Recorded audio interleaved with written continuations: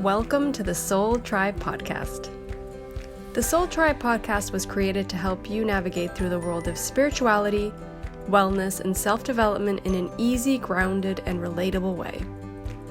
We break down everything from the Akashic Records, manifesting, spirituality, and so much more. We want to help expand your boundaries and bring the spiritual world to you in a fun and easy way. Get ready to be inspired with tips, tools, and easy to digest information. Let's do this.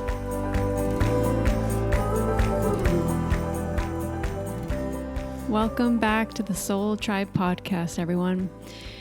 This episode is an interview with Golden Vee. She's been on our podcast several times. She is a reoccurring guest. She's our soul sister.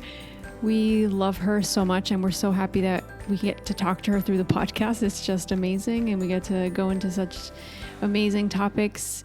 We kind of just flowed. We were like, just come on the podcast. We want to chat with you. We never have an agenda or like a list of things to talk about. But in this episode, we get into a couple of things. Obviously, aliens, UFOs, that's always a thing with us.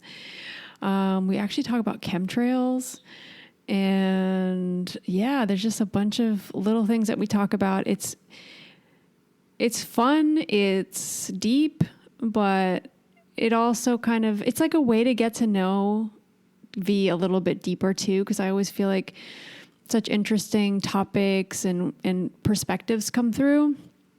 We talk about healing, we talk about everything. It's a bit difficult to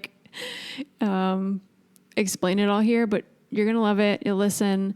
I'll try to put some of the topics that we talk about in the description so that you can prepare yourself. But yeah, enjoy the podcast episode. We obviously will have V on again, hopefully sometime soon. And yeah, enjoy. All right, we're here today with V. I mean, you haven't been on, was it a year and a half now?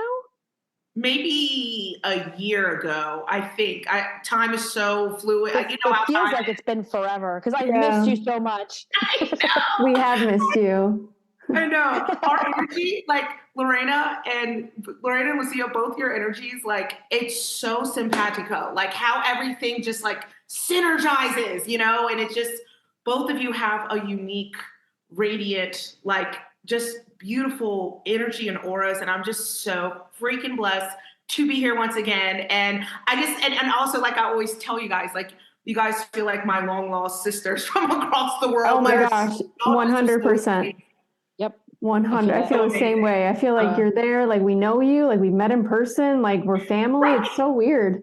Like if there's a war, I definitely want you to be like nearby, maybe in my neighborhood. I feel like you would fight really well with me. We'd be like, no, you're not. We're not having it. You know it. I was just telling my husband the other day. I was like, my sister was she's non-confrontational, and she was telling us a story, what happened, something with drama in her life. And I was like, see, you're better than me because I'm going to confront a motherfucker and you're better, And I like you said, Lucia, you got me accurate to the T. That's exactly how I am. Like, you know what? I'm not standing for this shit. I will be on the front fucking lines. I'm going to die for this shit. You're going to fight. That's funny because my sister's also non-confrontational. I'm the peacemaker. Right, so is my sister, same thing. And so I'm just like, what I've learned as the fiery, whatever you want to call it that I am, I've learned that, like, damn, I got to really pick my battles, I have to use the wisdom that I've actually accumulated in this life to know, like, wait a minute, is this worth pursuing? Is this bitch worth it? Is this person worth it? So, but things like we see when we say if shit goes down this planet and it's just the humans and us versus the machines or versus them, hell yeah, front motherfucking lines, screaming on the little thing. What's called the little megaphone. Yes, the megaphone. Thank you. Wow, simple words have eluded me today. Like my brain has just been checked. I use Lorena for that. I forget words all the time, and Lorena always fills it in for me too. I'm really good at like charades. Seriously, like I'm like and Maria, I'm like doing the microphone thing. Lorraine, I'm telling you, that's a testimony to your telepathic abilities. Seriously. Totally. Not only are you good to charades, but the fact that you're able to pick up on, if, for example, if Lucia and I both have something on the tip of our tongue in our heads, somehow you're able to pull it out. And I think that's just literally one of your great gifts, honestly, just like good telepathy. Seriously, you're in our heads. I always thought, a little while ago, I saw like a TikTok video. I'm like, maybe it's my ADHD. Because people are saying like when you finish people's sentences, it's because you're like, maybe ADHD. That's it. You know what's funny? I just seen a reel about that like a couple days ago about ADHD, and I'm like, oh my God, everything on here I relate to. Oh no. And then I feel like everyone else, wait, am I self-diagnosing? But I was like, well, and then I thought about it. I had this weird thought. ADHD and channeling, I said, it's probably a fine line. Yes. I just have to I can add to that. I have my opinion with this. So like we have the souls that came in, and like what's their name? Dolores Cannon called it the waves of souls that come in, right?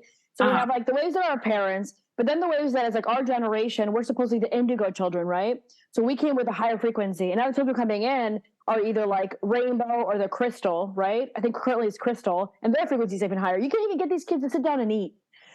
And we're calling it ADHD because we're comparing it to the generation from before that was able to, for example, sit down and study, but they have a higher frequency. They have more energy, and we want them to function just like we did, but it's a better frequency. It's a soul much more ready to do more things. True. Ooh, That's what I think. Sense. It does. Damn, this should be a Nobel Prize winner kind of a fucking philosophy, girl. I didn't even like fucking think about it like this. Like this is actually, that connects so much dots because I've always had high energy, and I've always had, remember Lorena, like I was saying with my anxiety, my sleep issues, anxiety since I was a child, I never got sleep. I'm always like, my nervous system's always on the run, and I feel really energized with like 3 to 4 hours of sleep. I'm like, where the fuck is this coming from? You know? Yeah, it's crazy. I've always had that since I was literally since elementary school. And the way that you said it, Lucy, it makes so much sense.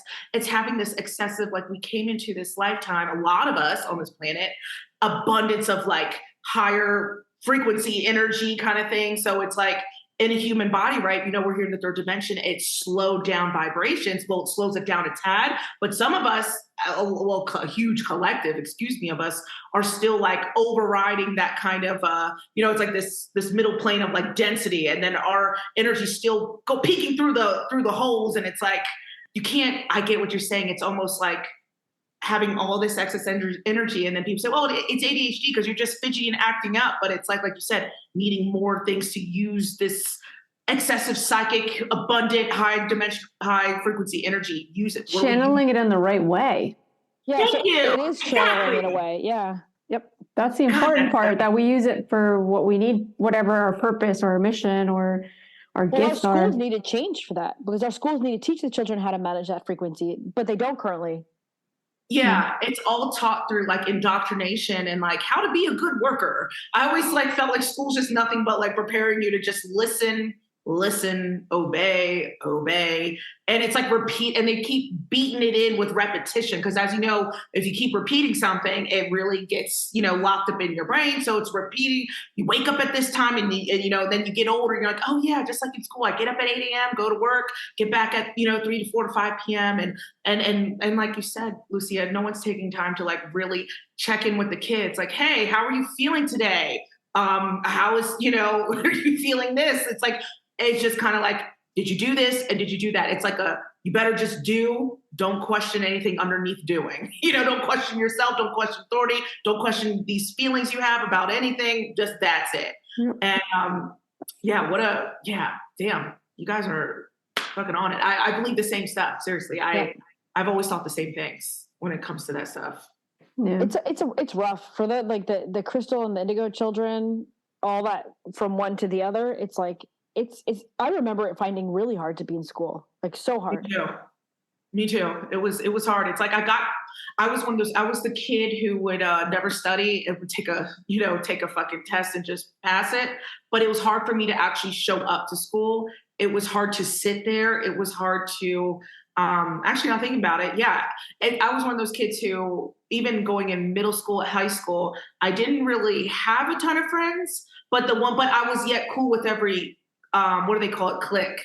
I was one of those people who just kind of. God, me too. You know, I just floated. So it's like you could never call me a technical nerd at that time, but I wasn't like popular, but yet I'm friends with almost every single group. Like the popular, I was one friend with the one popular person, or at least one of them. Friends with you know what I mostly sat with was the artsy people, theater. Believe it or not, I actually did a theater class.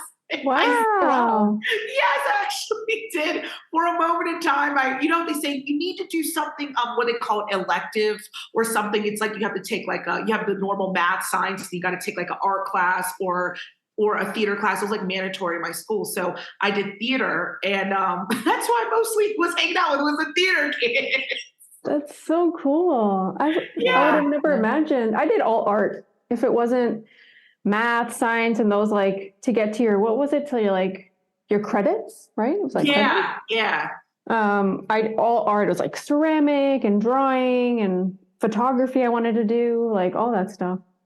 I was the nerd that was going for the plants. I was doing the plant classes, the medicinal plant classes and stuff. But I supposedly signed up because I heard that it was the easiest one.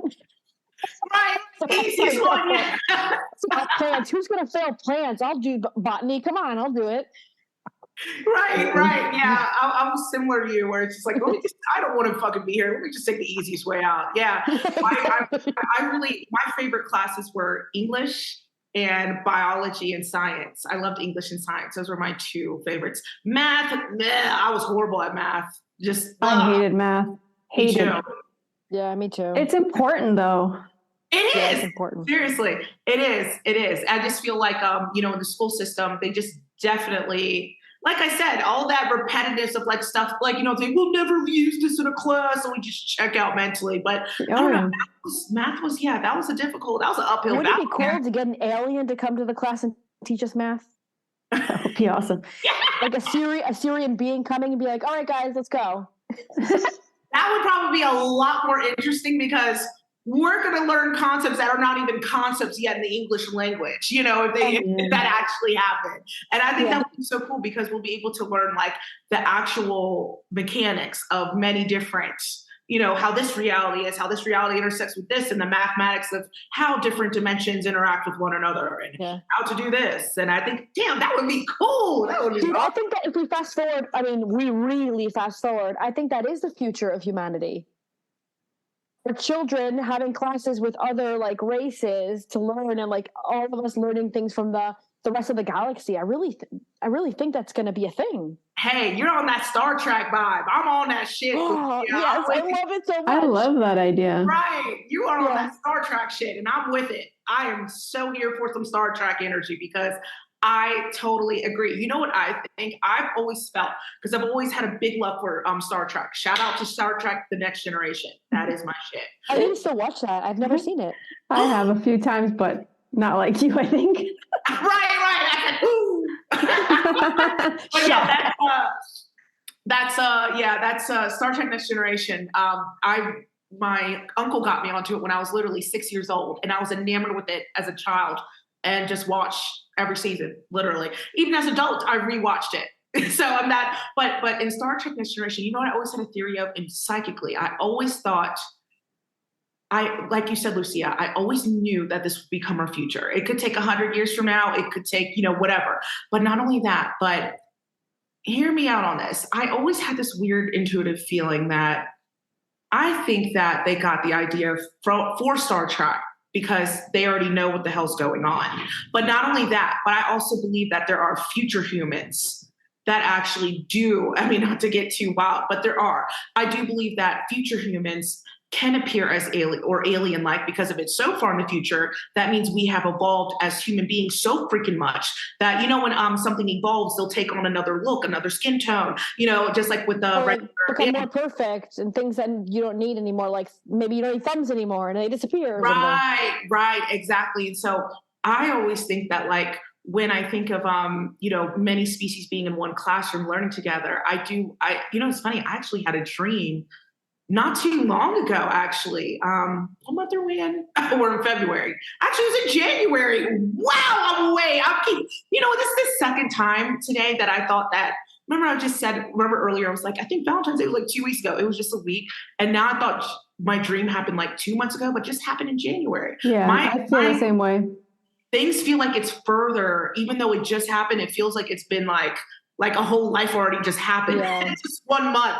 But yeah, I do believe that Wait, do you remember any details of the dream though? Yeah, actually, and that's why I mentioned when you said the class. Yeah, I was looking at it was a huge. I can still see it in my mind as I'm talking. Huge open, huge window, like a big, like I don't even know how to explain it. Like it's a really big window, and it looks like an airport hangar. I remember that. Like, looked like a big airport hangar. Like, a ship can come through this big quote window. It opens up for a ship. So I'm in there and I'm looking, and at first I didn't realize I was in space. I didn't, because I was in a classroom before. And Lucia, that's why I brought the Star Trek thing, even though it looked nothing like Star Trek in my dream. But I just said it. I remember waking up thinking about Star Trek because it kind of reminded me of it. But I haven't watched Star Trek in a while. But anyway, so before I saw the big window, I was in the classroom, and like you said, it was different beings. There was humans that looked like you and me. There was people who had different skin tones. I mean, like purple, like someone who was like purple skin. And then there was someone who had like what looked like two little, I don't want to say antlers, but it's like two things coming out of the forehead. I've seen so much. And we're all learning, right? And I remember on the board, it said something about it said universal time. Something about the word universal time was very noticeable. So then I get out of the hallway, and that's when I get to this window. And then I see a ship coming towards me, and then I see the Earth. That's when I knew I wasn't on Earth. When I looked out and I seen stars and the planet Earth, that's when I realized, okay, I'm not on Earth. This could have been a space station. I could have been in a big ship. Spaceships can be as small. Actually, just last week I was in a triangle spaceship. So I've been in small triangular spaceships, but this was so big, and that's what I said, it could be space station or just a big ship. So anyway, I see this other ship, and it's docking. That's the only word I can say. It's like docking, and then a big red laser beam comes out of the bottom of it. And I remember thinking to myself, oh no, I hope they don't get me, because I want to experience this. I remember thinking that in my mind. And then right after I thought that, there was this two women, they had suitcases, and they had this circular device, and they were able to communicate with me in English using this device. So it turns out there was like a device that kind of filters people's languages. So it's like a universal language where we all can understand each other. And I just remember the classroom specifically. So going back to all this story, just to go right back, circling back to what you said, Lucy, about having classrooms where we're all learning from one another, different species from different galaxies, I do believe is true. And in a weird way, there was some like fucking space station or a spaceship. Not to mention, actually, speaking of all this is I think this happened like the end of January. There was another dream. I'm sorry, I have to talk about these dreams, but tell us. Intersect, but they're all alien and weird in nature. But the other dream I just recently had, the world was going to shit. It kind of feels what it already is. Wait, no. I had one like that too. You're already with me. I had one I talked about in the podcast too. Like, yeah, tell me yours. What does it look? What happened, or what was it like? Okay, so all of a sudden, it just looked chaotic as fuck. So I'm outside, and all of a sudden, you see people scrambling. There's chaos. I can see your face. You look so excited. I know you read. I know it, Lizzie. I know you can't even keep it in right now.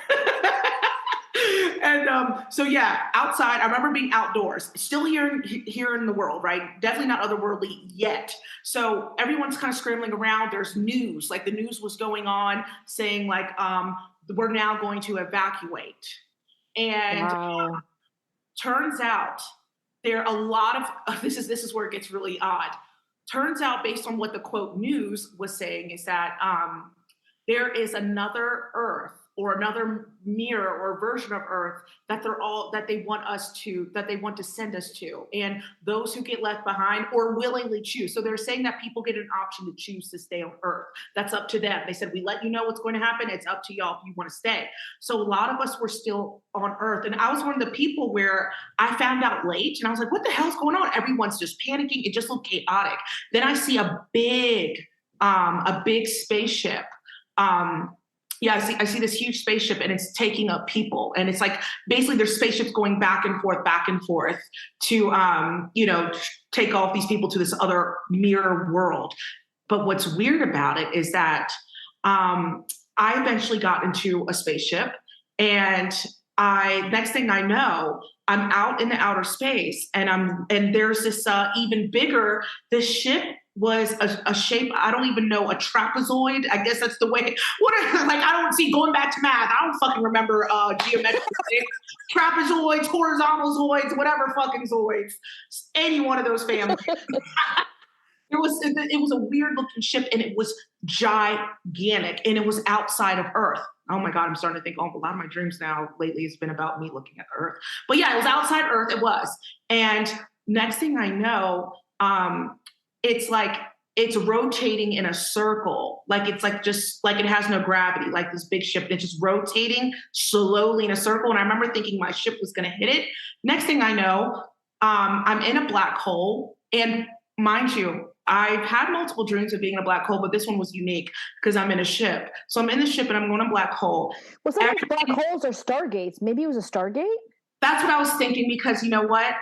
Usually when I have a dream of a black hole, it's usually I get transferred to a whole nother place in a different country. But it has to be like a wormhole, stargate. Wormhole, it takes you somewhere, but the inside of it, and that's the thing, all my dreams, I remember it like it's a memory, and I know I tell you this all the time, I do, and it's like still I can still see it, and so it's like everything was rotating really quickly, obviously in a circle, but everything was colors, and it was like an electrical storm in there. It was like you see a lightning pulse, and everything was colorful and spinny, and yet slow motion, and you're going fast in slow motion simultaneously. And I remember looking out the window and just feeling everything morph, and I felt like even myself became a color. And the next thing I know, I get out of it and I'm back onto my planet like nothing ever happened. And it's me and a few people, and it turns out, this is where it gets like a conspiracy. Turns out that the other world, many people were trying to communicate saying, hey, it's not what they sold us. It's not what it is. They're trying to tell you there's something way worse with this world because they want you off of it. But really they were trying to communicate with the people who are still back on Earth that don't do it, don't come. It's not what you think. What's weird is it was on the other side of this, like you said, the wormhole, there's this whole nother world that mirrors our own. So it's like, you know how we have like parallel realities and things. I almost wonder if it's like, I don't know if A, this world has already existed for so long, or B, I don't know, there's a lot of trickery, there's a lot of illusions, there's a lot of things that anyone can do. But I just remember it was kind of like a very chaotic situation, like before, kind of like, Lucy, I got to hear your story, but it definitely felt like some war, weird shit was going on. And that's why they were like, they're trying to sell the outer space thing. Yeah. That's interesting. Wow. Yeah. So to try to put it together with mine, because it does sound like the same scenario. I don't have the other world mirror version. But I know that I was on the surface of a planet, and I couldn't tell which one it was. It could have been Earth, like it could have been anything else. But I remember thinking something's happening, and if you stay on the surface, you're not going to make the probability of you making it is like minimal. And so I remember trying to get the locals to like pay attention. I'm like, oh, guys, come on, let's go. And I didn't know what we were going to do, but I realized I saw a pod that goes down underground. And so apparently all these people that were more prestige were going to go into the ground. And then when I realized that you could save yourself, I tried to get the locals to come, but they were taking so long because locals, like, they were so beautiful. Like, the locals were trying to get their little cats and their dogs and their goats, and they wanted to save all their animals they loved. And these, what I guess would be elite people, like more like in a positive position that didn't really care about the locals, were like, no, we're giving it 5 minutes, we're closing the pod, and we're going down, and it's never coming back up. This is the chance. So you're coming with us now or not? And I was like, I broke for it. I'm like, I'm going to try to see if I can get at least one or two locals to save them. Like, it's something. And so I was trying to get them to hurry up. They're doing the whole animal thing. And then I was in a position where I was like, I have to choose. Am I going to live and try to help them come? Or am I going to, no, am I going to stay here and die and try to help them come? Or am I going to live and make my way over back again? And the last minute I went, okay, I have to save myself. There's no other option. What am I going to do? And I went, and then they went to close the pod, and this boy got stuck in the middle of it, and they crushed him while the pod was going down. And I'm able to see because it was all very mirrory. And I was like, oh, I can't believe I'm seeing this. And the guys inside of the pod, like the people, they didn't care. And I remember I was crying and like saying, pause it, stop it, break it. I don't know. And they were saying, no, we told you, once it starts going down, that's it. We're not coming back up. And no emotions. And I remember my dream ended where I was like, it's better I prefer to have decided to stay on the surface and probably maybe not lived with good people than to go down to earth and now maybe live for infinity with these assholes. And that was my dream. But then I have this person that like I met, we don't know each other in person, but we did a course together. And she's in Switzerland, so she's pretty close to me. And she messaged me and said, I had this dream I need to tell you about it because I don't know who else is going to understand me. And she basically painted a very similar picture. She didn't call it pods. She said, we went underground. I don't know if she said elevators. I can't remember now. And she was talking about it being frantic. And she was talking about a nuclear war and that everything was going to be destroyed. And she saved herself by going down in the ground as well. She said everybody was going down. And you're talking to me about the surface and the chaos. And there's probably people that were getting off via ships and stuff and other people getting down underground, you know. My conclusion was it was a collapsing timeline.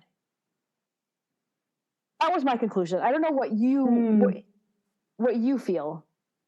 Yeah, first and foremost, like, like the synchronicities and the things that are similar in these both of actually hers too. Like, I always think the more people who have similar experiences, there has to be some kind of basis for some kind of truth to it. There's no way that random people from different parts of the world are just dreaming about similar subjects. The fact that, number one, we both had the same similar thing where something really extreme is happening, where we're being forced off where we live on this planet in some form or capacity. I thought that was really interesting that we both felt like had that dream of, you know, and even the woman you did the course with, same thing of something devastating happening. All three of us had some where we're being forced to go somewhere other planet, some other thing, whether it's underground, and escaping, finding a way to save yourself, and then the people being upset, like it's not what you think. Like in mine, like they were upset. A limited amount of time as well. You gotta hurry up. It was a rush. Yeah, interesting. It was a massive rush. Like it was 5 minutes to get to the pot, and if not, you're done. Right. And that's how it was. They're like, well, we're let you guys know now. So it's up to you guys if you stay or you go. Bye. You know what? You said collapsing timelines, correct, as your analysis. I mean, God, I'm so lazy. I never even really looked into it. But honestly, just off the top of my head, just the idea of a collapsing timeline, it does just psychically, intuitively, it does feel like it just feels correct to me. And it also makes me wonder that either A, you know, with the dream state, right? We're just tapping into something that, you know, because time doesn't exist there. We're either tapping into something that's already happened or something that is happening in a parallel or something that will happen in the future. Because that's what we're doing in the dream. So it could have been Atlantis. If we're talking about the past, it could have been us reliving Atlantis scenarios. Ooh, we'll see. Funny that you mentioned, I was just saying this to someone the other day that I feel like a lot of us who are incarnated on this planet right now, me, you, Raina, everyone, a lot of us people on this planet, I always had this weird feeling that a lot of us are either here from Atlantis or ancient Egypt. Actually, ancient Egypt, Atlantis at this, you know, they're both. Yeah, it's either Lemuria, you started from Lemuria or Atlantis, but basically all of us have, yeah. Exactly. Yeah. I just had this weird feeling. I just talked about this the other day to someone about, I feel like a lot of us are back here on this planet once again. See how we're kind of getting weird with the technology now. And that's a whole nother subject, what I feel about the goddamn AI and it growing and things getting out of control. And so like, it's, you know, just like in Atlantis, they were highly evolved, yet they were more evolved than us, but they just still got greedy over the freaking what they were using the technology for. You know what I mean? This advanced technology, and fighting amongst each other over. You know, imagine this: like two groups of people feeling like they're the good guys. You know what I mean? What a mind fuck. Where of course everyone, I feel like if you think about it in general, always feels like they're the good person and someone else is always in the fucking wrong, right? Heaven forbid someone looks within and says, you know what, maybe I could have been the drama, maybe, you know. But I do feel that it's like, I know I can be very dramatic. I can be. I'll own up to it. All right. We live for a little, just a little sprinkles of drama with like a cherry on top of it. Keeps life a little interesting. Well, not like intentional drama, not anything that hurts people, but I'm just saying my own life. I feel like I just do shit. I'm like, why did I even think this? Why am I doing this? But the Atlantis thing, right? So two groups of people who both think I'm the good guy. What's wrong with them? And then the other group, I'm the good guy. Why are they doing it their way? So everyone's thinking they're the good guy because they're highly advanced as souls, but still fucking went crazy with the technology and still fought against each other, right? And here we are. I feel like we're kind of mirroring. I mean, we're not obviously, I do not believe that as humans, we're not as obviously spiritually advanced yet as the Atlanteans. But we all, and that's what I said, I feel like there's a big amount of us came back on this planet, including even the politicians and our higher ups. And you can even see how that's playing out on the world stage as well. But I also believe that with the, so random guys, you know I'm random, but I don't know, just the thing with the AI just bothers my soul because I cannot stress enough. I try to warn people a couple years ago. I did a podcast episode saying, guys, not to sound like conspiracy theories, but in the next 10 years from 2020 to 2030, we're going to really see a big leap in AI robotics. But I said it like that because I was really trying to give people a heads up. Like, it's going to get really strange really quick. Have you guys heard about that chat GPT? It is. Have you guys heard of that, right? It's blown my mind. What are you guys talking about? Oh my gosh, yeah. It's chat GPT. It's like an AI chatbot. And Microsoft, mind you, Lucia and Marina, it was just released November 2022. It is now, I have to count on my fingers. It's been 3 months. I'm still counting my fingers, by the way. But it's been 3 months, and this thing is huge. So imagine, and first it started out without any backing from Microsoft. Now we know Bill Gates and Microsoft is involved. Oh, I didn't know that. Yeah, the thing that he's tied to is heaven, right? Yeah, what's interesting is he and Microsoft invested into ChatGPT about a month, like in December, like after they saw the thing. But what's interesting? I'm seeing articles now that Microsoft is also doing their own greedy motherfuckers, right? So not only did they invest into the ChatGPT, but now Microsoft and Bing, has their own separate chat thing. And it's starting out as chatbots, but I always feel like all of this, first it's just chatbots, but I feel like, and not to sound like a paranoid, but just psychically, I always felt from now up until 2030, it's just going to increase to the point where, hey, if anyone listening who's an investor, investing in anything robotics would be a great investment at this, literally, and it will pay off in the next couple of years because robotics, AI, and all that stuff is really going to, like, I'm telling you, food places, fast food and stuff, like, we're not going to just see humans by the next couple. I mean, we're going to see humans, like maybe one or two there, but it's just unfortunate for people who actually, the job market, But there's already a supermarket in Rotterdam. There's a supermarket in Rotterdam, and Albert Heijn, that's the brand, like you'd say ShopRite or something in the States, right? Or Tesco's in UK. There's nobody. You go in and like there's nobody at all. Everything is automated. Every single thing. It's insane. And it's already starting, yeah. And that's what I feel like, the kind of world where it's going to get more and more like that, and it's just going to get really weird. Oh, side note, did you guys hear about? Did you guys hear that Meta is trying to like make a payment, like make a subscription to Instagram where, if you pay a certain amount a month, you'll get a blue check mark. We'll watch out for spam accounts. We'll do all this great. And it's like $20 some a month, right? And they're going to implement, they're trying it out in different countries, right? But here's the kicker, what I thought was, suspicious. You have to upload your photo ID, right?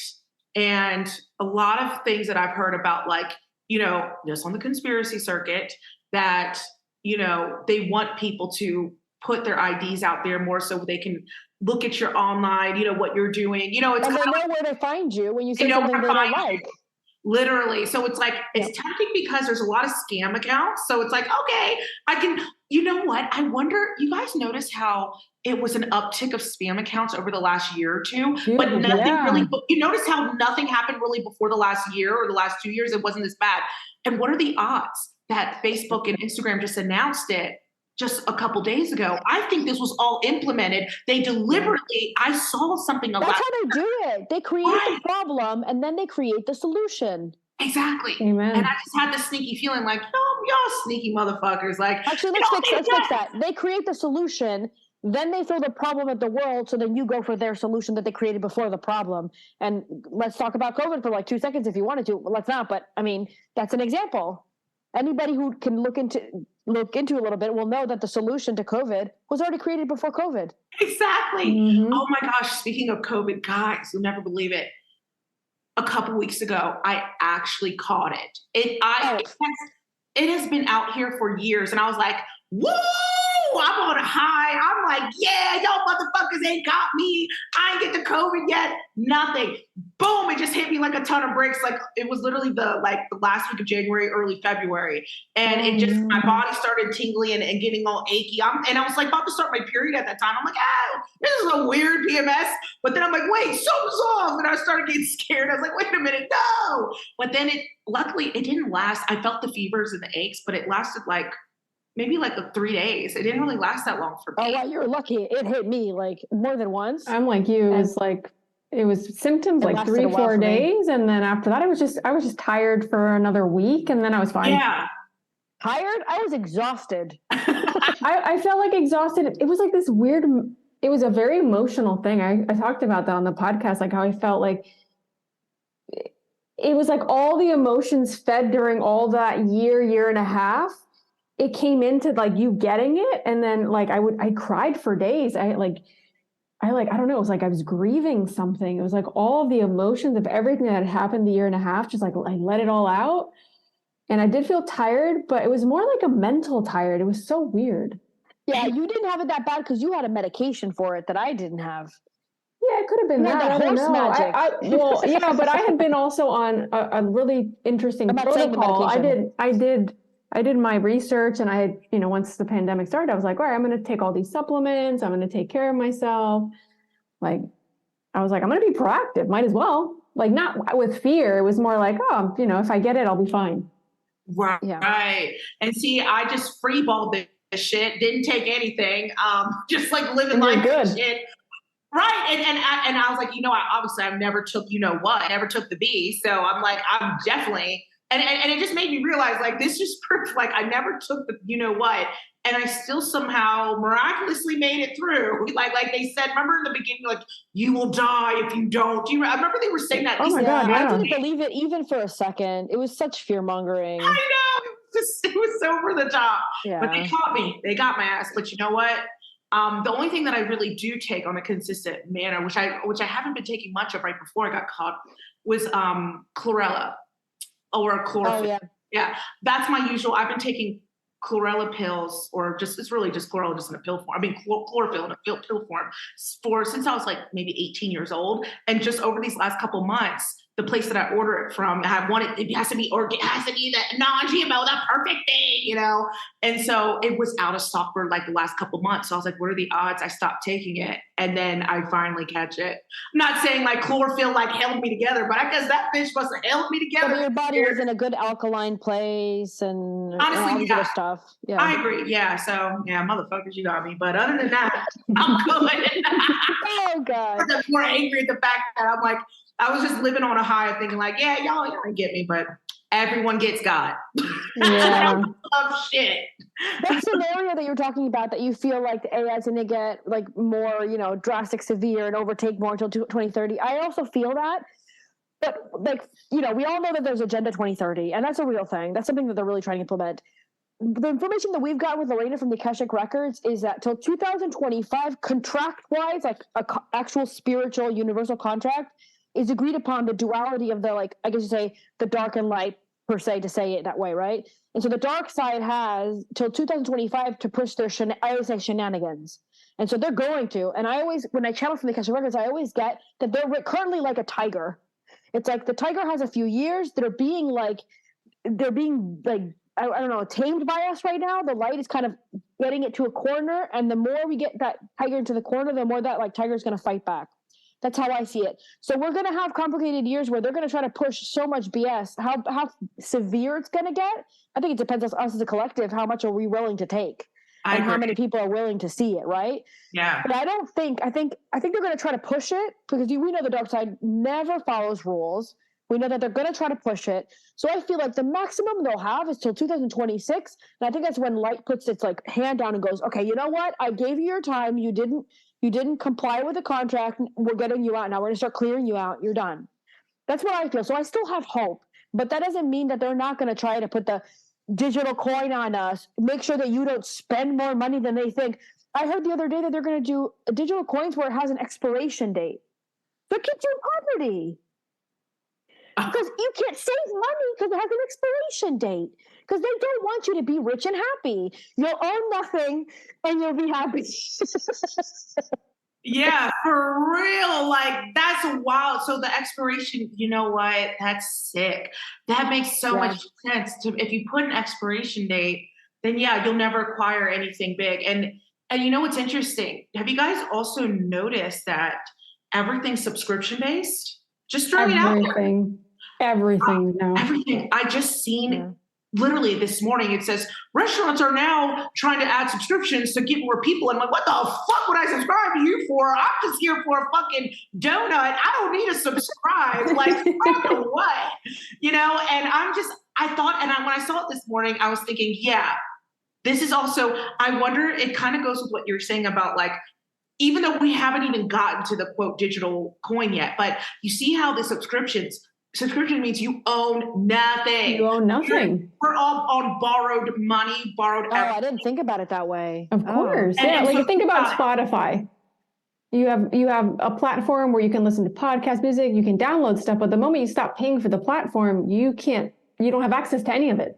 All those, right, yeah. And in Apple Music, right? If you have Apple Music, you just hit download, right? But if you don't pay your $9.99, you don't get those songs. They'll stay on your freaking phone. No. So it's like in a weird it goes away.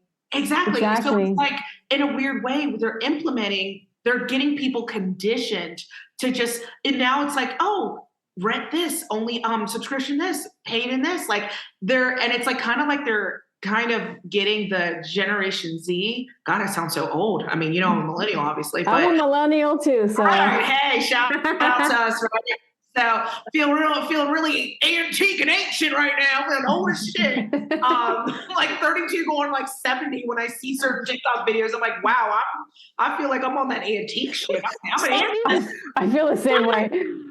Saw me the other day where like this guy was saying, the other day he was telling somebody his birthday and it was like a kid or a young kid and he's like, oh, the late 1800s. Yeah, I heard that. Yeah. He's like, no, it was 19... We were born in the late 1900s, guys. Right, the late Hey, we got fucking ancestors and shit out here. We're talking about connecting to the ancestors. Nah, we are now officially becoming ancestors. Just how young people are viewing people born in the 90s and shit. We're ancestors to them. We're old now. We're like, oh yeah, old asses out. But what I was saying about the Gen Z is that just like how it happened to us, where it's like the debt. So it's like Gen Z, it's always like if you go on a website now, it's like, it's kind of like, oh, for this fashion shoe, just pay in like a couple payments or whatever. And, you know, and it's like, it's teaching them like, you know, to get in debt at a very young age already, you know, and it's like perpetuating like, and then it's like everything subscription based. It's just getting, I mean, hey, I believe certain subscriptions are worth it. I'm talking about when it comes to like food, like this restaurant's trying to now implement it, like just the Apple Music. So how would the restaurant thing work? That's what I'm saying. And you know what's funny? I should have, I didn't even click on the article. All it said was, I was scrolling and it just says like, oh, restaurants to get more people in. So now I'm like, how the fuck? I'm going to Google it now before we get off this afterwards. Now I'm going to Google like, how the fuck did they plan on? Because I'm like, maybe it's like, oh, maybe you pay a price, like a set price a month, and then you get perks or something, or it's like, or maybe you can go and have like 1 or 2 meals in the month there or something. It has to be something beneficial because they said to get more people in. But the fact that we got to subscribe, I think there's a few things that are worth subscribing for. Your Patreon, things that are actually like true to the soul, genuine, things that can help you evolve mentally. But also I feel like at the same time, I don't want to judge people who do get subscriptions to random shit because honestly, the way this world is, it's like they price it out so expensive so that it forces you to be like, well, a subscription seems cheaper because if it's only $11 versus paying $150 right now a year for this Spotify or this Apple stuff, this just seems a lot easier. So it's like, I just as a cheap old Capricorn bitch in me, I'm just like, I see what y'all are doing financially. You I gotta see through your lies. right. Y'all trying to swindle these people. You make it high price, so then they can look at it and say, oh, it's not that bad. And when they look at the subscription price, It's like with marketing, right? They study the psychology of it. The psychology of like, oh, it sounds better if we say you pay this much a month than if you were to, like, for example, I always, since I studied graphic design and stuff, like I have Adobe software, which, you know, I would purchase it before,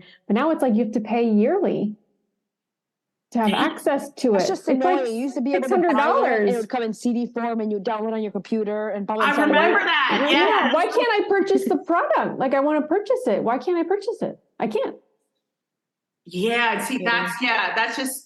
Man, marketing, just greed and marketing 101, man. It's getting annoying. And then they priced it that high for people because it's like the people who got it for the regular price, it's like, oh, I know they love it. So we can really like upshoot this because if they really need it, they're going to need it. So they're going to be forced to pay it.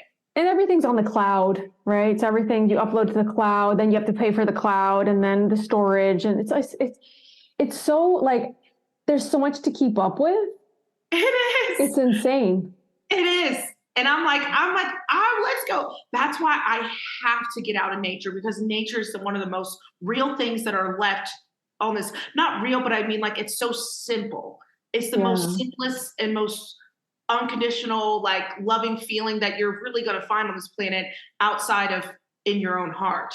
Because technically, I do believe life and everything should be or can be simple. And when we get back to like a simplified ways of doing things, thinking, even simple thinking patterns, keeping it light, keeping it simple. And that's why going out to nature is one of the biggest reminders because it makes you just, well, for me personally, I'm like, makes me laugh at my problems. When I start to think like I'm overwhelmed and you get outside, it's like, oh, I guess it really, you know what? I'm gonna be all right. I'm hanging out with this tree.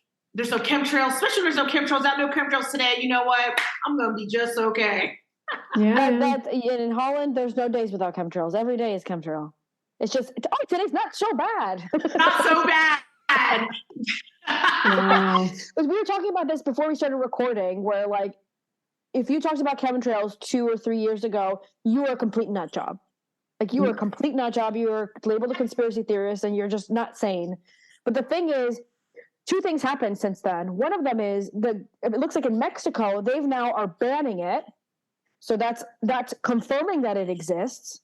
And then the second one was that in Spain, this whole, like the government actually recognized that they've been doing it for years, but they made people believe that it's good for this. And I don't remember the reasons, but it's like this, and this. So they're saying, okay, you know what? People realize it. People are getting mad about it. Let's tell them that we're doing it, but it's good for them. And most people were like, that didn't know about it or didn't believe it before go, oh no, they say because it's going to help us because it's covering the sun because of climate change or whatever.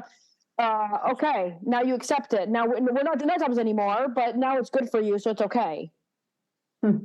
That's so, and you're right because no one was going for it. I remember years ago, literally like in 2018, it was the funniest thing, not funniest. Remember I did a story and I took a picture and I was in California when I was living in California. Oh, it's every day, like in Holland. It some days it's just a better day of California is still to this day way worse than I've ever seen. Even in Arizona, it's way worse than here. It's just so weird how you go to different. I've noticed when I go to different cities and states, it's a lot more chemtrail. Even not too long ago, like a week ago, I was in New Mexico, and even when you get closer to one of the cities in New Mexico, just heavy. And they deliberately do it in these populated places because they know it's going to impact most people. But I just think it's interesting how Mexico is the first country to ban it. And the cartel controls everything. Exactly. And so the cartel didn't want COVID either. So, the rules and all the regulations. So, yeah. Exactly. And I just think it's really like, what's it called? Like, it's like coming full circle for those of us who knew about this for years. So just to see a country ban it and to list the reasons why just proves what we all kind of, or some of us have thought anyway, that like, guys, look up to the freaking sky more often. Like just look up. Clouds are they are thick, puffy looking. Sometimes they come in many different shapes. They are not streaks. Clouds are not long lines. That's not real. It's not one long line and or an X. I've seen X's in the sky. I'm like, that shit looks crazy, you know? So clouds are not long, look like little lines in the sky. It's not. And I remember doing a story years ago. Hey, do you guys think this is a cloud? And everyone's like, yeah. And it was like literally just like, you know, just a little chemtrail line, you know, what it looks like. And I was just like, damn, it's interesting that the collective, but that was years ago, you know, it was like in 2018, but now years have passed. But I don't know, it just makes me wonder that I think that the term conspiracy theorist is just vilified, like as a villain or just like the worst thing to be, because I do believe as a collective or as a society or what they want us to believe, I just feel like maybe we're still very much in group thought. And when someone leaves a group thought, you're taught when you're in a group setting, you're going to get ostracized, you're going to get shamed for it. We see people who think differently. They usually are, quote, losers, have no friends. So all the things that will emotionally like pain you. And as humans, we try to avoid pain oftentimes, or avoid change and pain. And so I almost think that we were all just kind of, you know, it's like mob mentality, group thought, and heaven forbid. And so it scares you to not wanting to believe any of that stuff. And if you repeat it, and remember, like I said, repetition is how a lot of people learn. And so when you keep repeating that, like, no, it's contrails. You remember that? Like how they would always say the rebuttal when you try to say it's a chemtrail. Oh, it's a contrail. Well, bitch, yeah, you can tell the difference. You can see if an airplane passes and it has that trail, the contrail, it will disappear pretty quickly. So you'll see it dissipate. If it's a chemtrail, you look at the plane already passed and that thing is still there and it starts gaining momentum, like it expands out. That's when you can tell the difference between one and the other. Exactly. And also, you know what I've noticed, even recently here where I live, when they chemtrail it the next 2 days, like right now, there's like 50 mile per hour winds and it's like rainy and cloudy and overcast. So I've noticed that the weather can significantly change where it can turn the weather to be really rainy or cloudy, or it can make it completely hotter.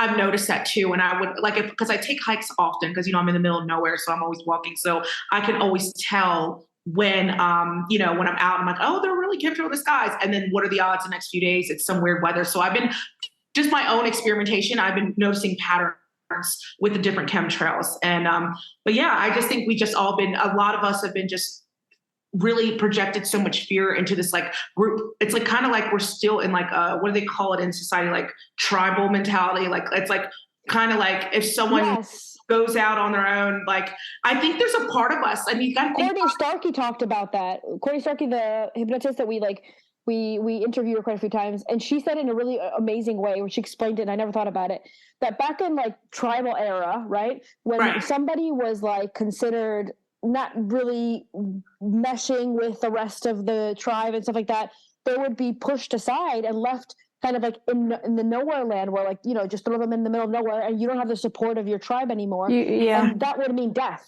That's not, we talk about that even in family constellations, how we all need to feel included in our family system. It's a survival thing from ages ago, right? Like that's just the human kind of, how do you say it?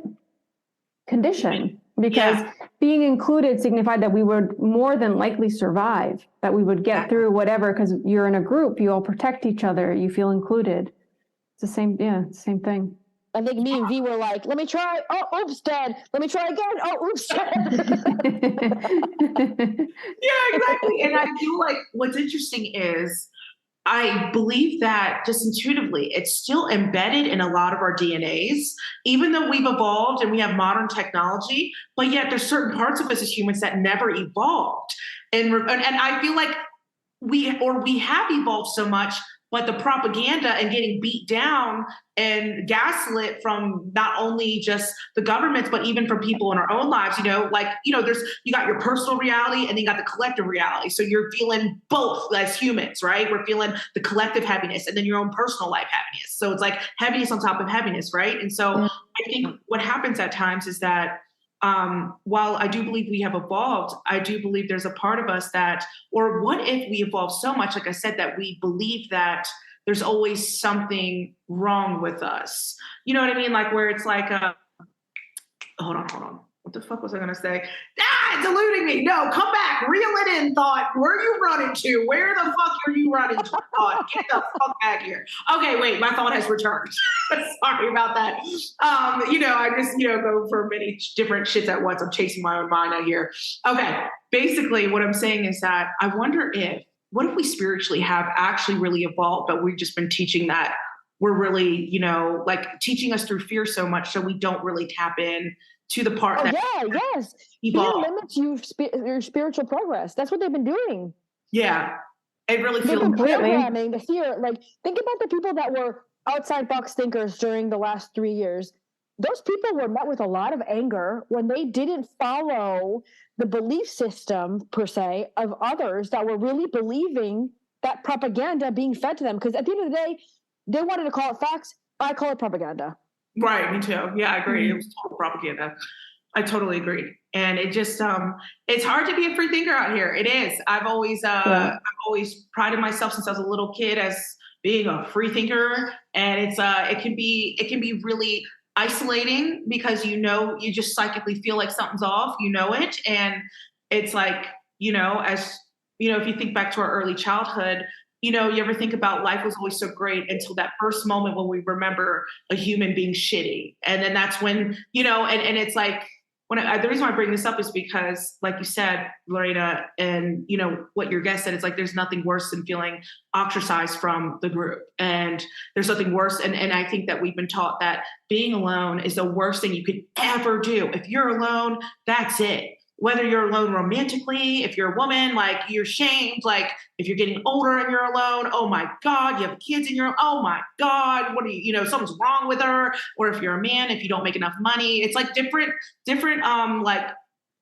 fear-based things for different genders. It's standards, like social standards. Social standards, right. And it's just like, okay, when do we decide that, I hear what you're saying, society, I hear what you're saying, but when do we decide that, who the hell is anyone for, of course I always say, who the hell is anyone for anything, right? Even who the hell am I to say what I gotta say? Technically, it goes for everyone, including me. Who the hell am I to even say what I say?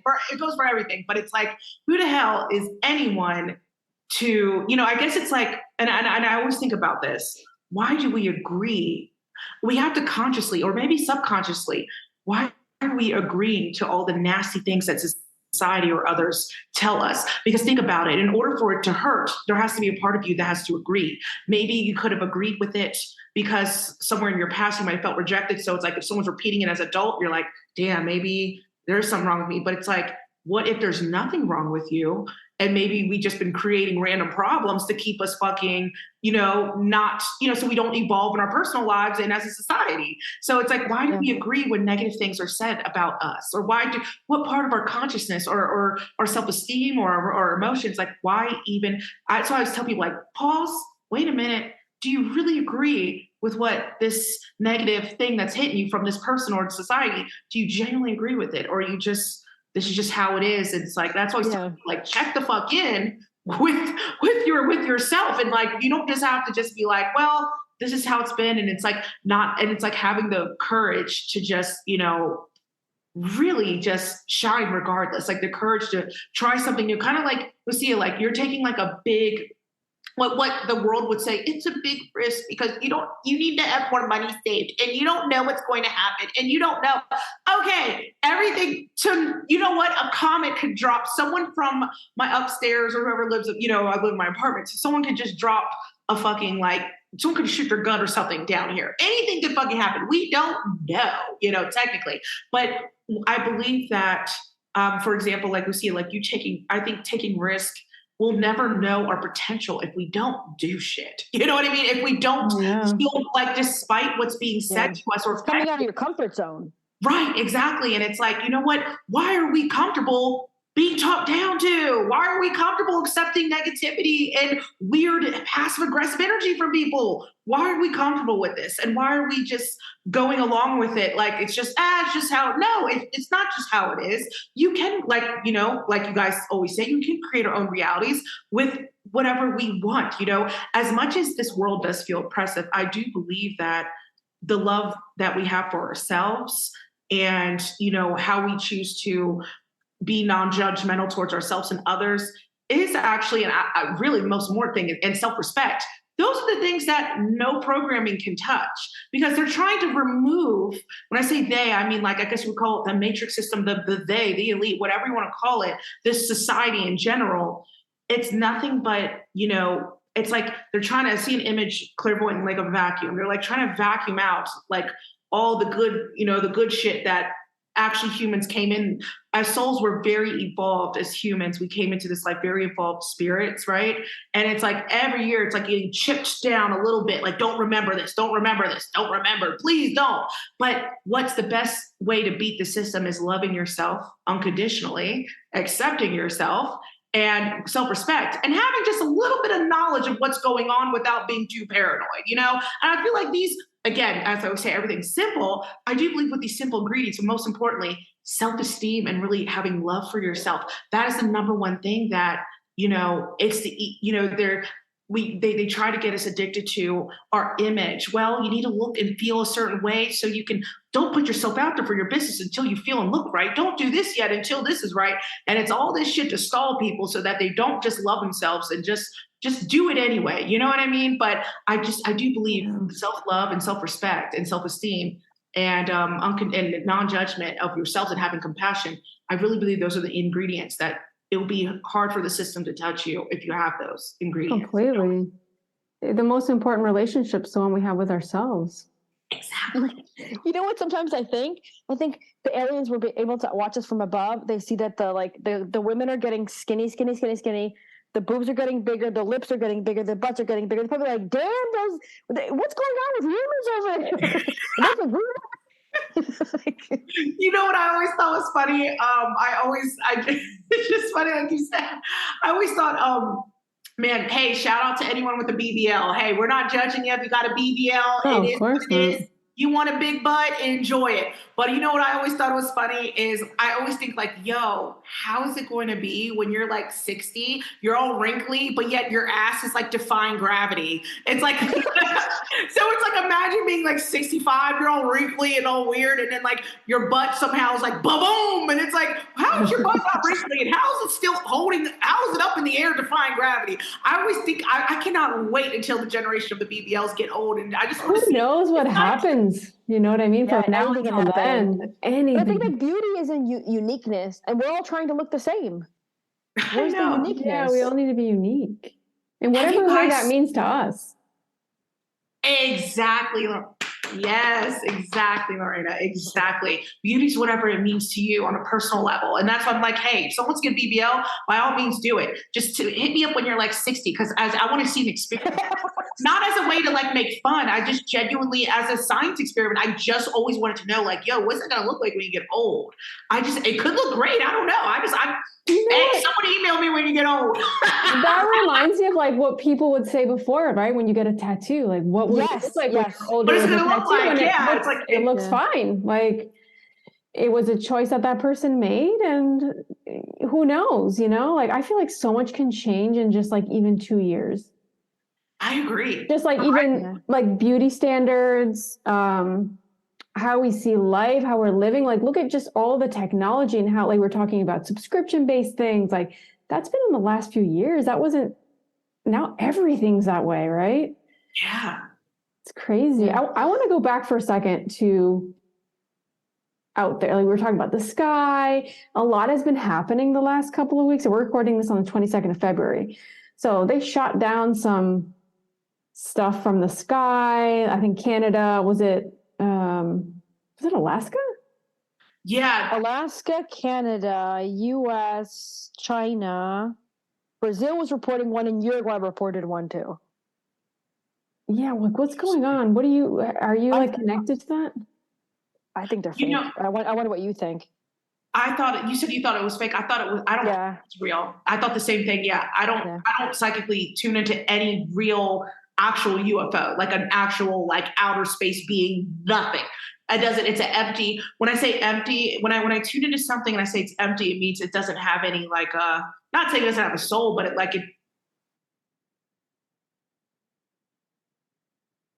kind of like the here in the States we have like chemical spills, derailments, and things like that lately. The same time that all this stuff has been happening, trains have been colliding and hazmat suits and weird things. And even here in Arizona and Tucson, it happened on Valentine's Day. That's the day when I was trying to get my laptop fixed. Ironically, a truck spilled and nitric acid was all in the air. It was like a dark yellow color in the air in Tucson.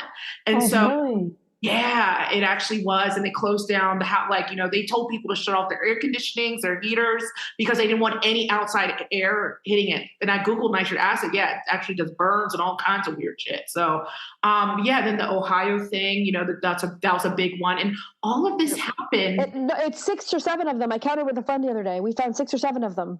In Florida, there was a explosion, and somewhere else was another explosion.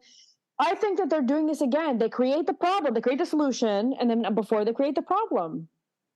And see, my thing is, what is it? And this is what I was having a hard time figuring out, because automatically I knew it was fake. I knew, especially them shooting down the UFOs. I'm like, okay, you're doing something, but it's not an actual otherworldly being. So what are you guys up to? That's what I was having a hard time. Like, what is it that they are trying to accomplish with using their own, because the US government, they already, and all governments took from, they created their own planes or ships that mirror UFO. So they have their own fleet that kind of mirrors what could have been otherworldly. So the military has that, right? So that's why I was feeling like, I think it could have been either their own creations, or maybe it was from a different country. I don't know, but I'm like, what are you guys? I think it's them. They're doing it on purpose. That's what I was. Then I channeled 2023 predictions in November 2022. And I never thought I was going to be talking about UFOs and and it came out at me. I'm like, what? And I remember feeling like sometimes when I'll channel something, the voice of sense of urgency comes out, but it's not like it's coming out. And then I think about it after, I go, whoa, I sounded really like worried about that. Somehow I felt worried about it, but I didn't realize I even had to talk about it. And one of those was that they were going to try to push possibly the whole UFOs are bad, like aliens are bad, and we're going to protect you, and it's for your protection. It's always for your good, right? So I feel like they were going to possibly create a scenario where you start slowly getting fearful of something outside of Earth that's actually doesn't have your best intention.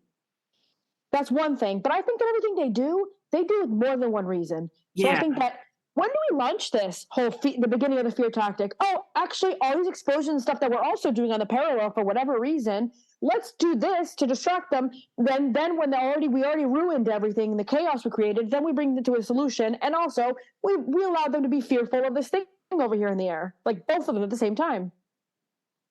I don't know. That's what I kind of get. Yeah, no, I totally agree. I totally agree, especially with the faking like some urgency. I totally agree, because a couple of years ago, someone asked me, and I don't know if I put it on my own pocket. I can't remember that fucking far, but I know it was not anytime soon. But I had the similar energy. I picked up on something similar where they would say that they're going to need a budget to look into more this UFOs. It's just basically funneling more money. It just felt like more of a money grab as well, as far as like looking into it, though we all know damn well there's aliens everywhere. There's so many hybrids walking among us right here and right now on this planet. There's so many, even in the underground. I remember one time I had a dream. God, y'all know I just be living in dreams. Shit, life is a dream, right? I always think life's a dream anyway. I guess it's true, like the song, Life is But a Dream. It's what you make it. I think it's this old song by the Heart Tones. Yeah, I like that old funk. So it's called Life is But a Dream by the Heart Tones, and life is but a dream, it's what you make it. But it is. But I also think it's a simulation, a dream simulation, whatever, all the same.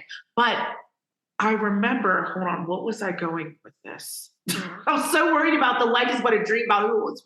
It's like my brain was so focused about the song, I totally lost what I was going to. Oh, the hybrids and things. Yes. The underground, the dream. Okay, I'm getting it. Okay, I'm back. All right, all the thoughts are here together. Yeah, I had a dream of it was an underground base. Not a base. I mean, we know underground bases exist, but I had a dream, and everyone was living underground. People were just so unhappy. As it's kind of funny how all these dreams, every reality, like just humans are just unhappy, So people were underground, and I don't know if it was Earth or a different planet, but I do remember that there was an alien there that had it had 4 eyes. I remember seeing that, like 4, literally, like it's like in different places on like the head. It looks so weird. Well, us humans would consider it weird, right? And there was like one alien, and then there was a military guy. They were walking together, and there was like a group of people, and I was there, and I felt so helpless. And it also felt, it was thick down there. Like the atmosphere was thick, so it was hard to breathe. So you can walk through these tunnels. I remember walking through a tunnel, and there's like, some people have like a home. It's like, there's like a tunnel you can walk through, and then there's like homes built within the cave. Like there's like, you can see their window and their door, and it's like you can just walk through. And so then there's like a walking path. And I just remember seeing so many different beings. Like I saw, like I said, an alien with like 4 different eyes all over its face. I seen humans that kind of look like humans, but something was off. And the reason why do you think that you were actually in a base under that I would consider the Denver portal? You know, I don't know, but I thought I was on Earth, though. I will give you that. I don't know if it's the Denver one, but when I had that dream, I knew it felt more on Earth than it did on another planet. I've had many dreams on other planets before, but I felt this was earthy, and I had an interstellar dream, and we had to do a mission. It was some other girl was with me, and we had to do a mission where we had to save this kid that had been taken by the Greys. And they took us first to a place where, for some reason, I knew that I was in a base underground, and I was pretty sure when I woke up that it was the Denver area. So like under the airport kind of area, which everyone famously kind of suspects there's something going on. Right. For me, there is. And from there, we left with what seemed to be like a cigar-shaped, I don't know, spaceship you call it, that took us, and it did the interstellar travel. Like it took us from Earth out from there. And that was the only way we could get out of Earth. At least at the time. I don't know if in the future there's going to be other portals or what, but at least the way that I understood it was that was the only center you could get out of Earth formally, like, because it was like an airport. Like it was an interstellar airport. So that was the only interstellar airport that existed for people that weren't military, I guess you could say. Interesting. Oh my gosh, like that is really interesting. Yeah.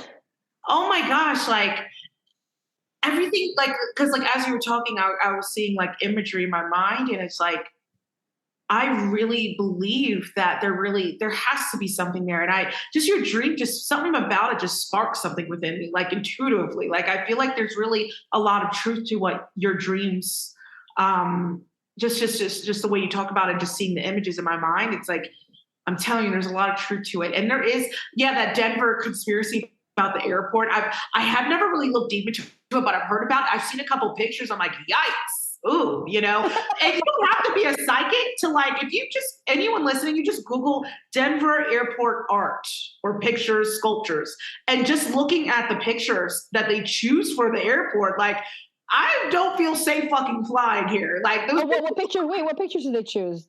It's just Lorena Googling it right now. I can see her. I know. I can't even Google it right now, but I just remember. Whoa. Wait, are you Googling it, Lorena? Yeah. I'm going to Google it. Wait, what do I have to Google? Denver airport art. It is interesting. Who's the artist? I don't know, but I just remember I always tell you it's a good intuition test. Google Denver airport art. See the horse sculpture. Yes. I saw that when I was there, and it was really creepy. The blue one? Yeah. Oh God, what's wrong with his eyes? He's like demonic. Exactly. That's what I was saying. It's a good intuition test. Everyone, Google it. See how you feel while looking at these. Oh, and there's another statue that looks like, it reminds me of Notre Dame, but it's like a devil, right? Imagine, hey guys, I'm going on a girls' trip. We're all having a good time. I have my luggage, and then he said, "Ooh, this art." I'm like, shit. What the fuck is happening? We were talking about this with like our Patreon the other day about we have Zoom calls, quarterly calls where we all get on. And we just kind of chat to each other, and this subject came up about the Denver airport and how I thought it was linked to my interstellar travel. And I was saying, guys, I'm so concerned about that place that if I were to land tomorrow there, I would have Aurora like stuck to my side, and she would not leave my eyesight for 1 second. I agree. There's a lot of articles on this. This is really interesting. Right. It's a whole thing. And I only seen the artwork. So I never actually did any like deep digging. The only thing I remember, the artwork stuck out to me for so long that's why I had to bring it up, because I still remember it being dark I haven't looked at it in years, but I still can see it in my mind's eye. Like, I just remember it feeling dark at least. It feels dark. There's something about the destruction and then the rehabilitation of humanity or something, which is interesting because you guys were kind of the dreams. Wow, how did we come full circle with this? Wow, why without even knowing it? God, that's how you know we're so goddamn intuitive. Oh man, that's so crazy. I mean, technically speaking, if you look into the Mayan calendar, supposedly, I mean, I've been studying all this galactic information. I'm literally in the middle of launching this course where it teaches you about the universe, the creator, like the planets, the creation of the Big Bang. And I'm doing all this thing. That's so cool. All the order Melchizedek information, right? And one of the things that I found really interesting was that the Mayan calendar links to the era of like the galactic night. So galactic night is 26,000 years, and it began with the fall of Atlantis. That's what you're saying. We're all coming back. Our souls actually didn't leave since that time, supposedly. Some souls came for 13,000 years, apparently, and some came for 26,000 years. And it's all linked to the Alcyon the sun belt, the photon belts. You know about that? Yes. I heard about the photon belt. Yes. So we're now positioning our our solar system is positioning into the photon belt. So our galactic night has ended, and now the galactic day begins, which you could also technically call it Armageddon or apocalypsis, because Armageddon is the end of an era. So of course, the opposing side of evolution, of the human evolution, wants you to believe that it's the end of Earth. But at the same time, it's actually the end of this era and the beginning of what supposedly our spiritual being progresses and expands. We bring down spirituality that was lost since Atlantis, which is something you were actually kind of saying, but just in other words today. Oh, yeah, shit. Oh, my God, this everything's just coming full circle. My brain's gonna fucking explode, bitch. It's like so many synchronicities. I'm going nuts here. Hold on, I gotta take a sip of water. Sponsored by lemon water. Lemon water always clears you out. Yeah, water clears you out. Yeah. I think the lime is lime and lemon the same as good? You know what? I don't know. They are, I at least according to the, I think, acidity, from what I've learned from different nutritionists and stuff. They're similar. Like they don't cause your body to get acidic. They're alkaline.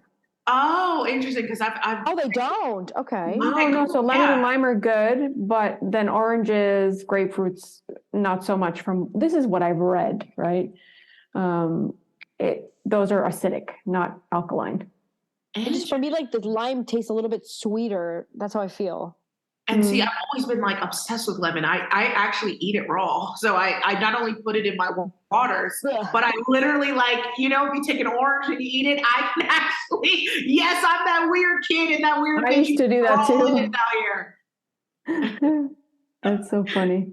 Yeah, I love the lemon energy. I don't know why. So yeah, it's good for you. It's great. It is. And it just tastes cool. For me, it tastes good. And what's weird is I hate sour foods, but I'll eat the raw lemon. It's like my whole thing is just, I'm just backwards in this life. What foods are sour though? I can think of sour candies, but what foods are sour?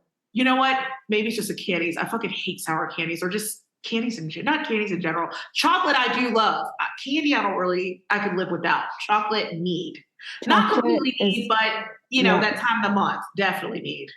Amen. Well, I actually follow this guy who's really cool. He's no longer with us, but he gave out a little really interesting information about the body and the human body from a medical standpoint, with a lot of nutrition and things. And one of the things he's saying is when many women have the cramps, before they get, sorry for all the men listening. I know, right? But when women get really bad cramps, or they're feeling really awful, really hungry, and they're about to get their period or they're on it, it's because you're lacking magnesium, he was saying. Most of us are magnesium deficient. A lot of us. You should be taking magnesium supplements, and then supposedly those cramps should get better, and your cravings for chocolate should reduce as well. Interesting. Because this last week, because I know it's about to be my cycle, so I literally been feeling the chocolate vibes, and it happens I never thought about that magnesium, and I know for a fact, I know I don't have any of that in my. I know it. This makes sense. Well, shit. Thank you. God, we learn something new every day. Like, I'm so excited right now. Like, I'm definitely going to add some magnesium into my diet. I love experiment. Like, my mind always thinks in like that. I just love experiment. So yes, I'm going to experiment. Even though I know I'm about to start my cycle soon. So what I'm going to do is I'm going to start it soon. And then for next month's cycle, see how it impacts it. Supplement. Yeah. And there's a lot of kinds of magnesium. That's the problem, right? You need to know which one.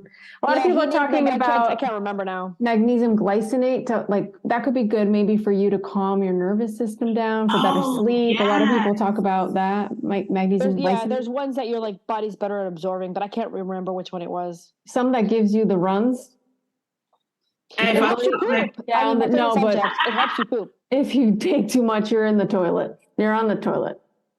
I take the amount, like I have a powder form. I can't remember what it's called, but I take it every day in the exact amount that it says. And I haven't had problems, but I used to do the same thing. Really like it.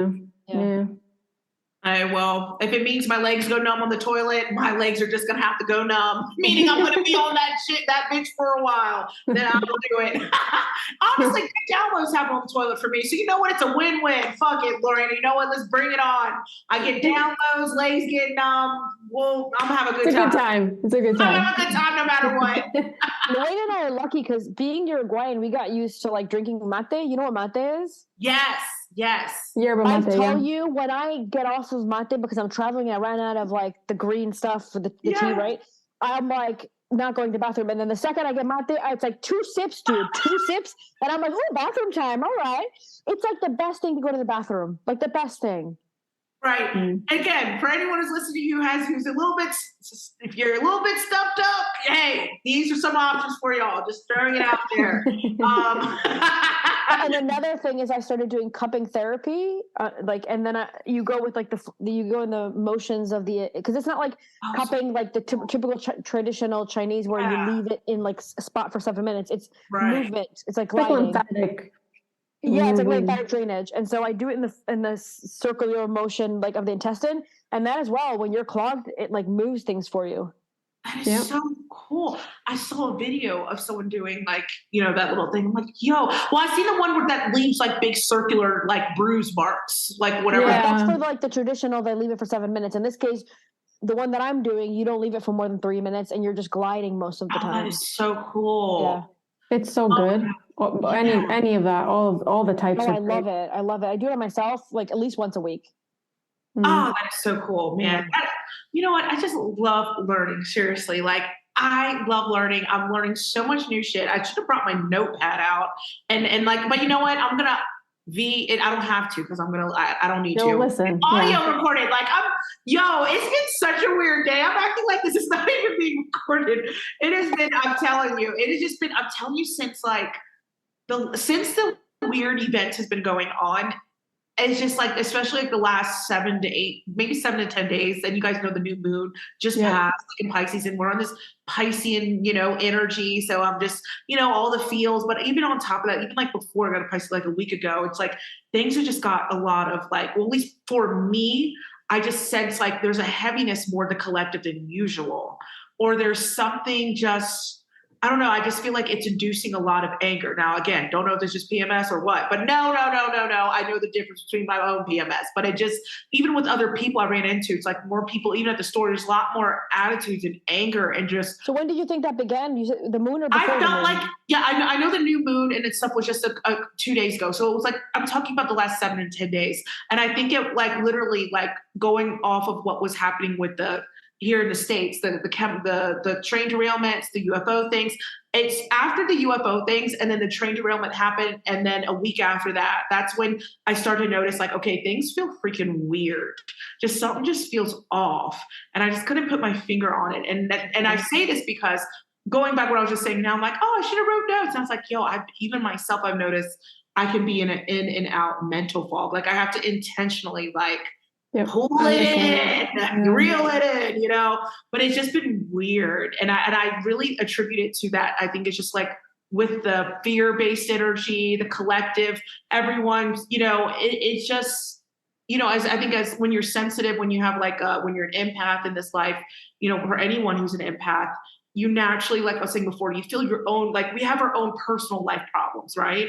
And then, like I said, you also feel out top of your personal life issues, the random collective, what's going on in the world issues kind of stuff. So it's like double. And so for me, if I'm not on top of clearing out, it just keeps building, And so even as a reminder, not only to myself, but for anyone listening, is just make sure that you're also, being able to release any kind of pent up energy, whether it's through, exercise, meditation,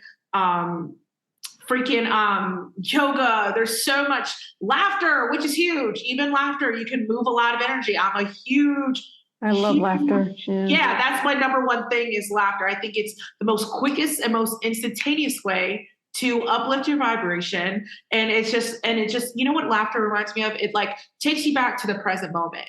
That's what, that's all that matters anyway. The present is what's people are like, I don't know what's going to happen in the future and I'm scared, blah, blah, blah. Right. So when you have that kind of thought, like, which all of us do, right? I'm scared of the future. I don't have enough money for this, or I'm scared for this because what if my boyfriend does this? What if my girlfriend does this? Whatever the case may be. It is not until you're in the present moment that the answers will really come for you anyway. So what the hell is overthinking going to help you? As we know, overthinking is just like it's like an illusion to try to control something, right? You're trying to control, like, well, if I overthink it, I feel more in control. If I dissect every single piece of information in a detailed overthinking way, maybe this somehow make it feel better. But you notice how it never makes us feel better, right? It never does. The answer and the clarity is only in the present. And so if you really want to shortcut your way, you can do it through breath work, obviously, breathing, or laughter. I know laughter is the catalyst, in my opinion, or what I say, the lazy man's way out, the lazy person. And I'm motherfucking lazy and I own it. I am. And so I definitely take these, not all the way. I'm still a Capricorn. So I realize I live my life doing things the hard way. I'm always like doing shit the hard way. I take the long roads. I just weirdly do that. So I have to intentionally wait, work smarter, not harder, but laughter's the catalyst. So for me, for example, if I'm like pent up energy, I'm going to deliberately watch a movie, a show, or a clip, or something that I've saved that's going to be really, if I know it already made me laugh a few times, I laugh at the same shit. So I can look at the same video and I can rewatch it and still laugh just like I did the first time. And so once I start to laugh, what happens on a deep level is my laughter, when you're laughing, you're not thinking.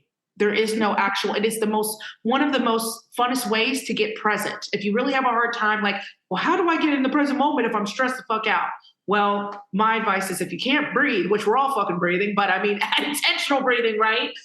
Try and laugh, because your laugh for that split second, you are at your peakest, in the present moment. There is no thought. It's just a pure laugh. And if you're laughing hysterically, right after that, my advice would be to start to actually get back to not get back immediately like stressing. But what I would do is maybe now that when you laugh, it's like, oh, okay, I'm calmed down. I just laughed. Oh, okay.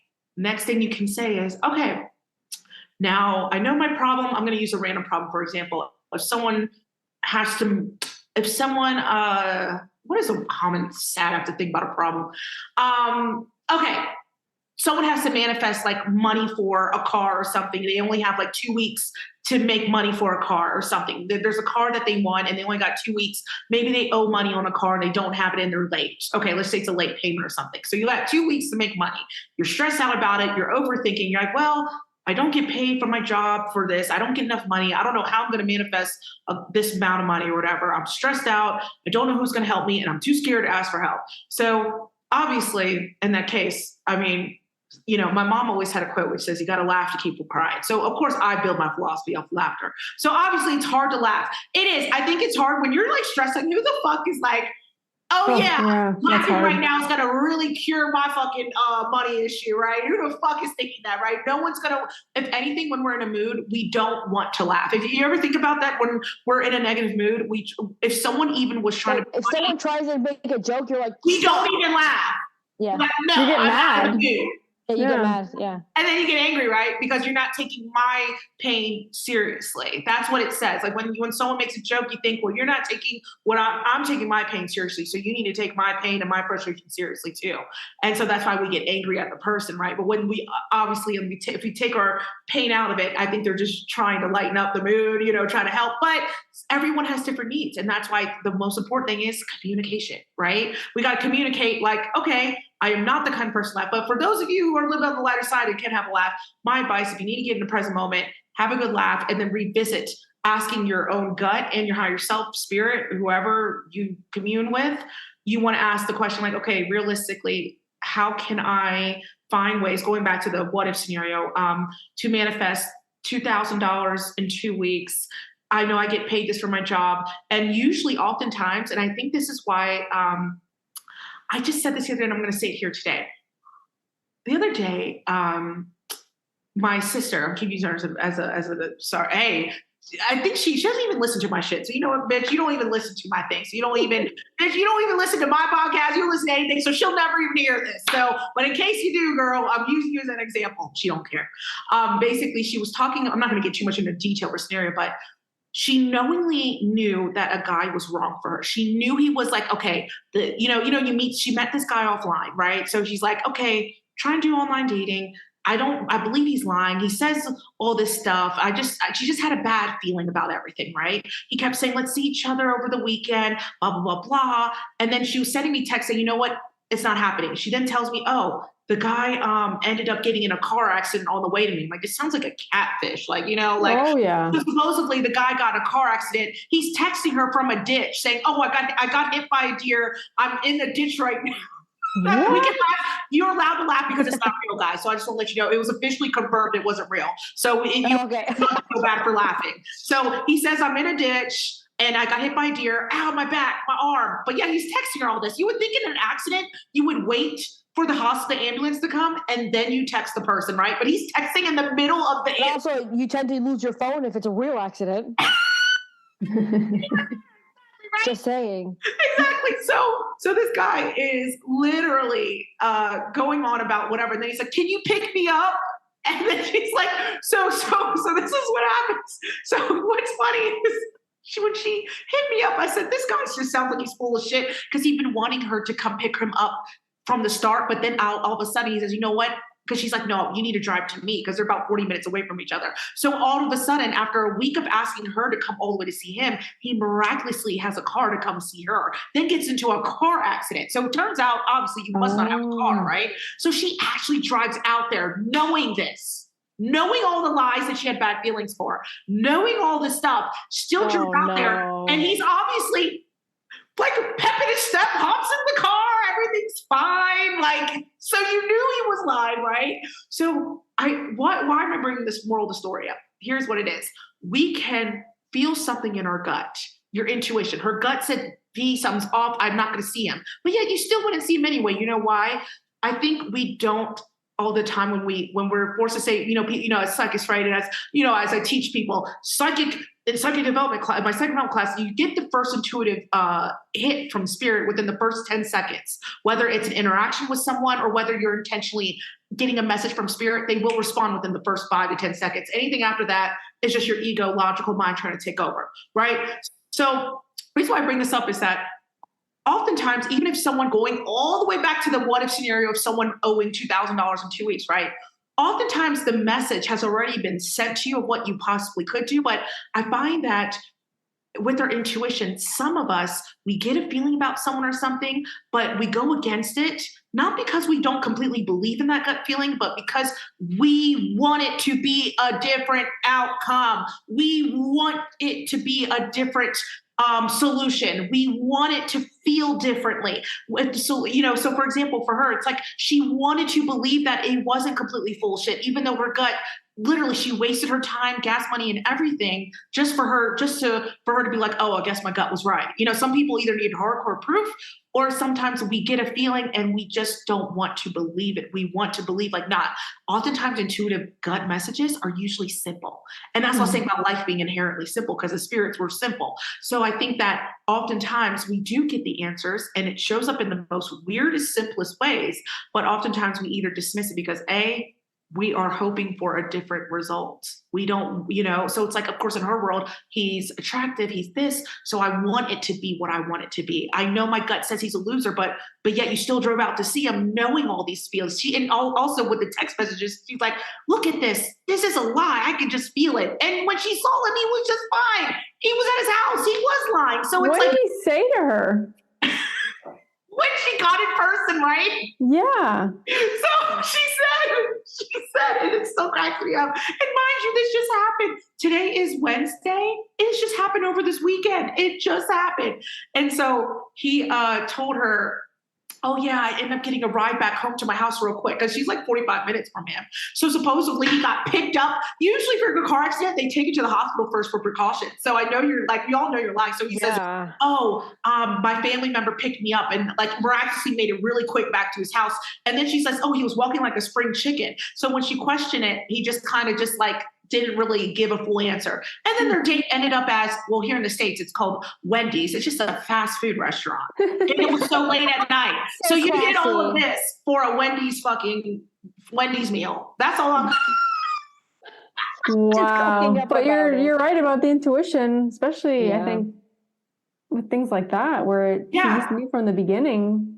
It's like, and I think we get these feelings about, and sometimes it's not always, I mean, in this case, where I'm using an example of like a bad feeling, right? Usually I feel like, and if you guys notice, like everything, it's always easier for humans to detect negativity or to like, go negative than it is to go positive. You ever notice like when you're in a dark space, it's like going through quicksand to get yourself out of this heavy, emotional, annoyed, irritated or sad space. It's harder to get out of it. It's like it's easier for some reason, it's easier to identify negative, heavy feelings.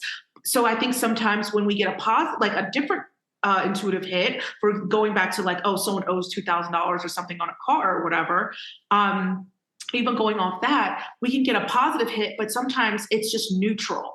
And the thing is, as humans, we base a lot of our stuff through the emotional spectrum. So when things are heavy, or like, for example, in her case, well, I knew he was lying. I just don't feel right. It's a heaviness, right? You just know when someone's lying, you know when something's bad, or if you're in a dangerous situation, it's an emotional energy that's like, hello, hello, versus when you get a neutral message from spirit or just neutral feeling, it's not induced with a lot of heavy emotion, so people dismiss it. And I think that's the thing with intuition, is that oftentimes it's so neutral and so subtle. And if it's not that heavy warning sign, people dismiss it, because remember, we have been in the society, everything's through emotional experiences only. So I can only know what's going on if it's emotions, so it's like, with intuition, you got to soften up your logic and your ego mind and on your emotions, because you got to really hear when it's something neutral or positive being said, because as humans, we've been indoctrinated to feel the reactionary of the negative, and I feel this lie, and I know you're like that negative energy we're just predisposed to all the time, so it's easy to detect it. Think about like even like Lucia, we're talking about like how the government, and all that stuff, just heavy energy, fear-based projection propaganda for so long that our minds become conditioned to look for negativity in all things, whether it's in people, experiences, even our own intuitions, where we can feel the negativity a lot quicker. You know why? Because we've been getting thrown negativity at us and propaganda and fear for so many years. Even our family members, even the people we grow up with in religious households, there's fear-based even in religion. And it's like, we've been through all this fear energy. So when we get a fear-based or danger, this is someone lying, this is a bad person, we can pick up on it. But when people are like, how do I know if it's a message, a good one or neutral? And because it's like you're waiting for some big positive feeling. Then if it's going to be, I feel the negative. If I feel something's off with a person in a heavy way, why don't I feel when something good's happening or a message being sent to me about my $2,000 I owe? How come I can't hear it? Why is it taking forever? Because you're looking for it through an emotion-based way, and or an extremely like noticeable one. And usually those positive or neutral hints from your own intuition doesn't feel like that all the time. And I think that's why it trips people up and make them think that they're doing something wrong when it comes to manifesting, because it's not fireworks positivity. You're not like feeling like the greatest. So you think, well, something must be off. But oftentimes with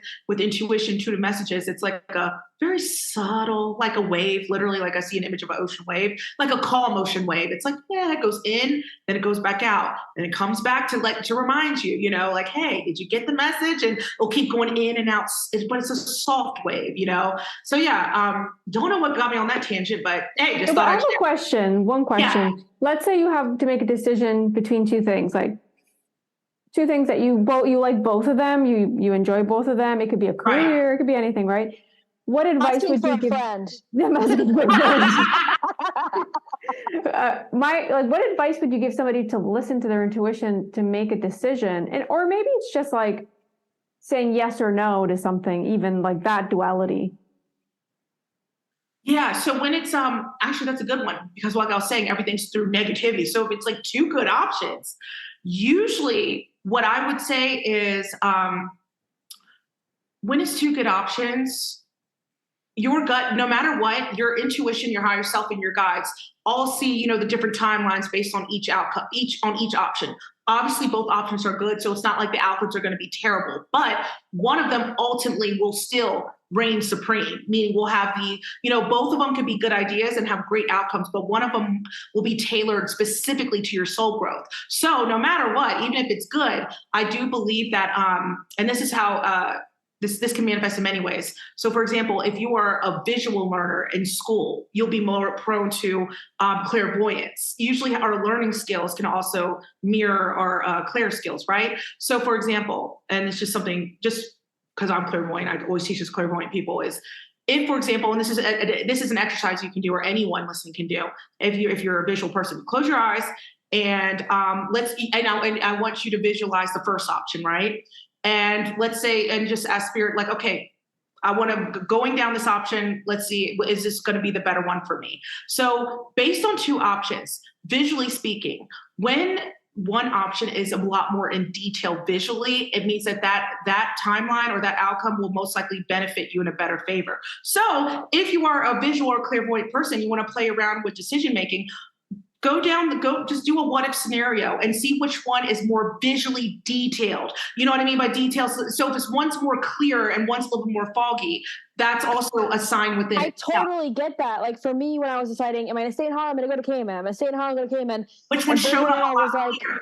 I didn't feel like any of them was like totally wrong. Exactly. And there were moments where I'm like, no, Cayman, no, but and I was back and forth for so long. But now that you're saying that, I always envisioned myself better going back to Cayman than actually being able to visualize myself being where I actually am right now.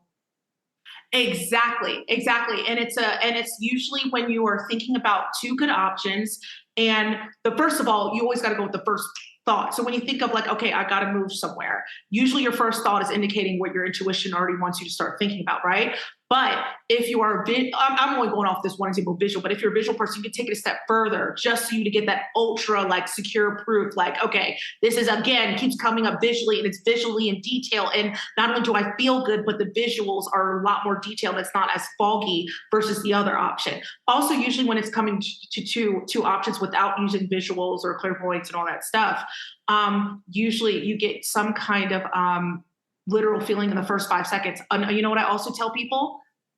Follow through with your first instinct, because what happens is, and I got to say it here, is that when you're making a decision, you say, okay, I trust that the decision that I'm making is going to be the best for me in all forms. And I accept that this is the best decision for me in all areas of my life. And so it is. So what you do when you say, I trust and I accept, trust and acceptance, they work hand in hand. So it's one thing to say, I trust myself making this decision. I'm scared as fuck because we're scared to make, when it's something big. I'm scared, but I trust it. But right after you say, I trust it, you want to say, I accept that this is the best possible scenario, best decision for me. Because what you're sending a signal to is you're sending a signal to your overthinking mind.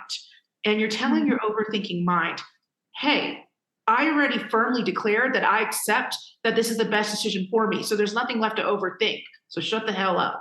Because that's basically what it's about, is the overthinking mind is fear-based and wants to find something to control because we're doing something new. So I need to feel in control and I'm scared, right? And so when you affirm, like self-validate and validate and affirm to yourself that, no, this is what I want and I accept whatever outcome and I accept that this is the best decision. So you're doing two things. You're saying, I accept that this is the best decision I can make for myself at this time, and I accept any outcome that comes my way, which thus, ironically, manifests more positive outcomes for you over time by doing this, because you're sending the signal that you are in control over yourself, your decision making, and your, obviously your destiny. I mean, not destiny, but you're accepting of it. You're saying, I accept, because the main thing, we're scared to make a decision because we are scared of the outcome. So what if you do it beforehand? What if you accept the outcome? You're like, I don't know what it's going to be, but I accept whatever's going to come my way because I genuinely accept that I feel that this is the best decision for me.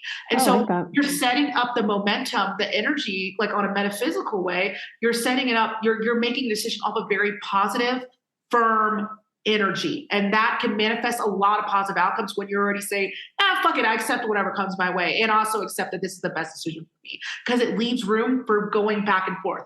This is my advice for all the indecisive people and also anyone just needing to make a decision.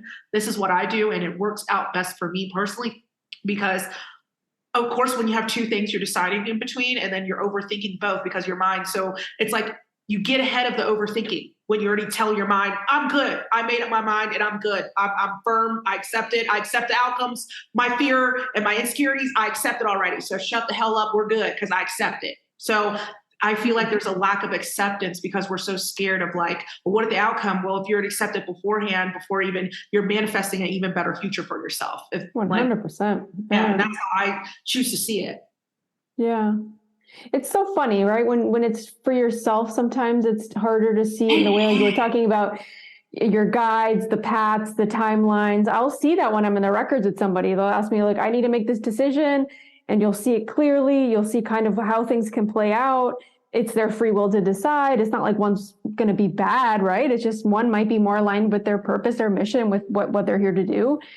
But it's hard to see that within ourselves when we're making our own decisions, right? Yes, it is. And that's why I'm like, man, it's so much easier reading someone else. I totally agree with that. It's like, for me, I'm like, so it's, I totally, it's so much easier. And I think that's why, like, we're all here as humans, because it's like, we genuinely are here. You could just, even in the line of work that we do, like, it's easier to help someone else out. It is. Yeah, and it is like, it's so you can see clearly, like, oh, this will definitely be a better decision. Like, oh, hell no, that's going to be a bad decision. And you can see the pathways, what possibly might happen if they go down that path. I agree with you. It's so much easier. But when it comes to like your own life, and it's like, I still use the tools that I use for others, but because it's you're going to be biased. I'm biased. Ego. Yeah, my ego, my emotions. And I'm like, nah, I want it to be this way. And God has other plans, obviously, so I totally agree. It is a lot harder. Yeah. And just confirming what you were saying, like people usually kind of feel it and know it. That's the majority of our readings. They'll come to us and we'll be like, confirmation, right? It's really about confirmation. They're actually saying what I already knew. I just needed to hear it. Exactly. And that's the beautiful thing, because it's like you feel sometimes when, before you go to like an intuitive reader or something, or just therapy, intuitive, whoever it is, it could be anyone. It's like you think you're nuts. Like you're so like stressed out. Then you go and it's like this random lady, this random stranger is like confirming what I already thought. Like, that is such a good feeling. It is when you get that confirmation. It's like, obviously, we got to self-validate. You can't rely on everyone. But I do think it's great to bounce off ideas with someone. So, especially if you're really stressed the fuck out, and I love that a lot. I said this to someone else in my executive development class, literally everything.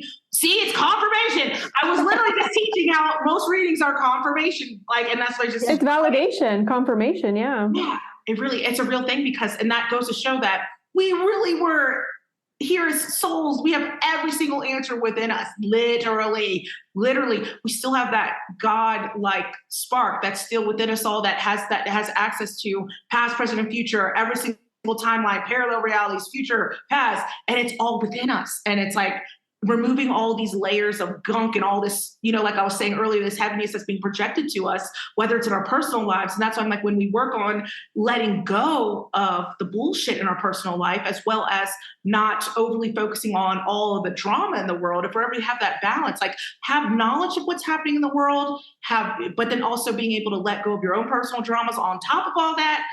Woo! It makes it a lot easier to get to that answers. Like I said, the answers that live within us. It's like, it's just buried underneath a lot of our traumas, insecurities, or indecisiveness, people who made us feel like, oh, you're stupid. You don't know what you're talking about. When you're younger, if someone ever said that to you, you carry that wound. So then it makes it harder to trust yourself if someone's calling you stupid all the time. So then, why would you trust yourself if someone, you know what I mean? So it's like like really healing those traumas, so then you can really be your most freest self, and really trust yourself and get to those answers that you already know. And just say, you know what?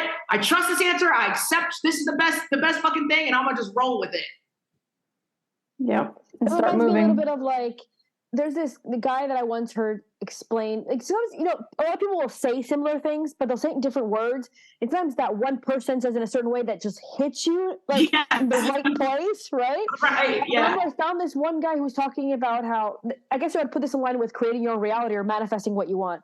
And he was saying, and I'm translating because he speaks in Spanish, so I'm kind of bringing it in English. But he was saying, like, the problem is that you believe, so the government says you're not going to be able to do this, or this is the way it's going to function, and you're like, okay, yes, I believe you. And as soon as you agree and believe it, then now you can no longer push past that limit because you've agreed to that limit, right? And then another one would be example like the way that you have to go, the way you make money is you got to go and you got to put your time in, and the money has to come in this way, and then you got to save 10% of your paycheck to be able to have a nice vacation or whatever. And so you're like, I want to go to, I don't know, France on vacation, right? This summer. They're like, okay, this is, and I believe all the educational processes that teach me that this is how you bring in the amount of money you need to live this experience. And then you believed it. That's it. You agreed to it. And now that's how you're going to have to do it. You're going to have to work and sweat your butt off to be able to make that money, to be able to manifest that trip, that reality that you want. As soon as you say, no, I don't agree with that. I agree that the money's going to come to me in the most convenient way, in the most comfortable way, and it's not going to inconvenience me. And the universe is amazing. Who knows? Because I cannot say how it's going to come, but I know it's going to come not from sweat and my hours of personal time, but it's going to come, and I'm going to have that trip. So as soon as you disagree with everything that's been taught or programmed into you, that's when you can finally just do it. Exactly. God, man. So I can't even, there's nothing for me to add. Like 100% agree, 1,000,000,000% agree. Like everything. It's so true what he said. I mean, my God, like so much wisdom, so much knowledge to learn, so much. Yeah. Overload. And I like left, it was like an hour of interview they had with him, and I left and I went, oh my God, he's right. Right. Like, yes. Like you could just feel like that infamous gut feeling where it's like, yo, this person just makes fucking sense to me. Yeah. You know what it reminds me of? Because I personally lived that scenario. When he said all those things, I said, that's what happened to me. And I did it without knowing it. My example is I was leaving Cayman Islands. My marriage was going to complete an utter shambles. And I was like, I'm leaving with my 1-year-old baby, like right under my arm. I'm going to put my house on sale. I'm leaving with, I left with like $1,000 to my name. And I had to still rent a hotel. I was going to a course that I'd already paid. And I knew that the money from my last paycheck of working was coming in about a week or two after. But after that, I was hoping that my house would sell. No, that's the wrong word. I knew that my house was going to sell. And I think I put my house on the sale maybe a month before I left or something. Something like that, yeah. It was like an insane, like really rapid thing. And so I was putting it on sale, and a few, like maybe only 2 or 3 people saw it in that month. And one guy showed interest, and I remember Lorena's like, Lou, you cannot do this. Like Lorena's very Taurus, right? Like make sure you have your, be organized, be planned. And I'm such a Taurus. I'm like, let's just do it. And so my sister's like, no, she was really worried about me. She's like, no, Lucille, like you have to make sure your houses don't sell that fast. And if it's through a mortgage, the bank's not going to give you the money right away. And da-da-da. I said, I don't know how I know, but I know I'm going to be fine. Literally, someone came, wanted the house so quick that he said, I'm going to pay all cash and I want to be moved in next week. Literally, that's what happened. And literally, I got to Amsterdam. I landed in Amsterdam, and 2 days later, the money was already in checks that my ex-husband went and put in my half in the bank, my bank, his half in his bank. And literally in a week, I had all the money for my side of the house in less than a month or a month. Something like that.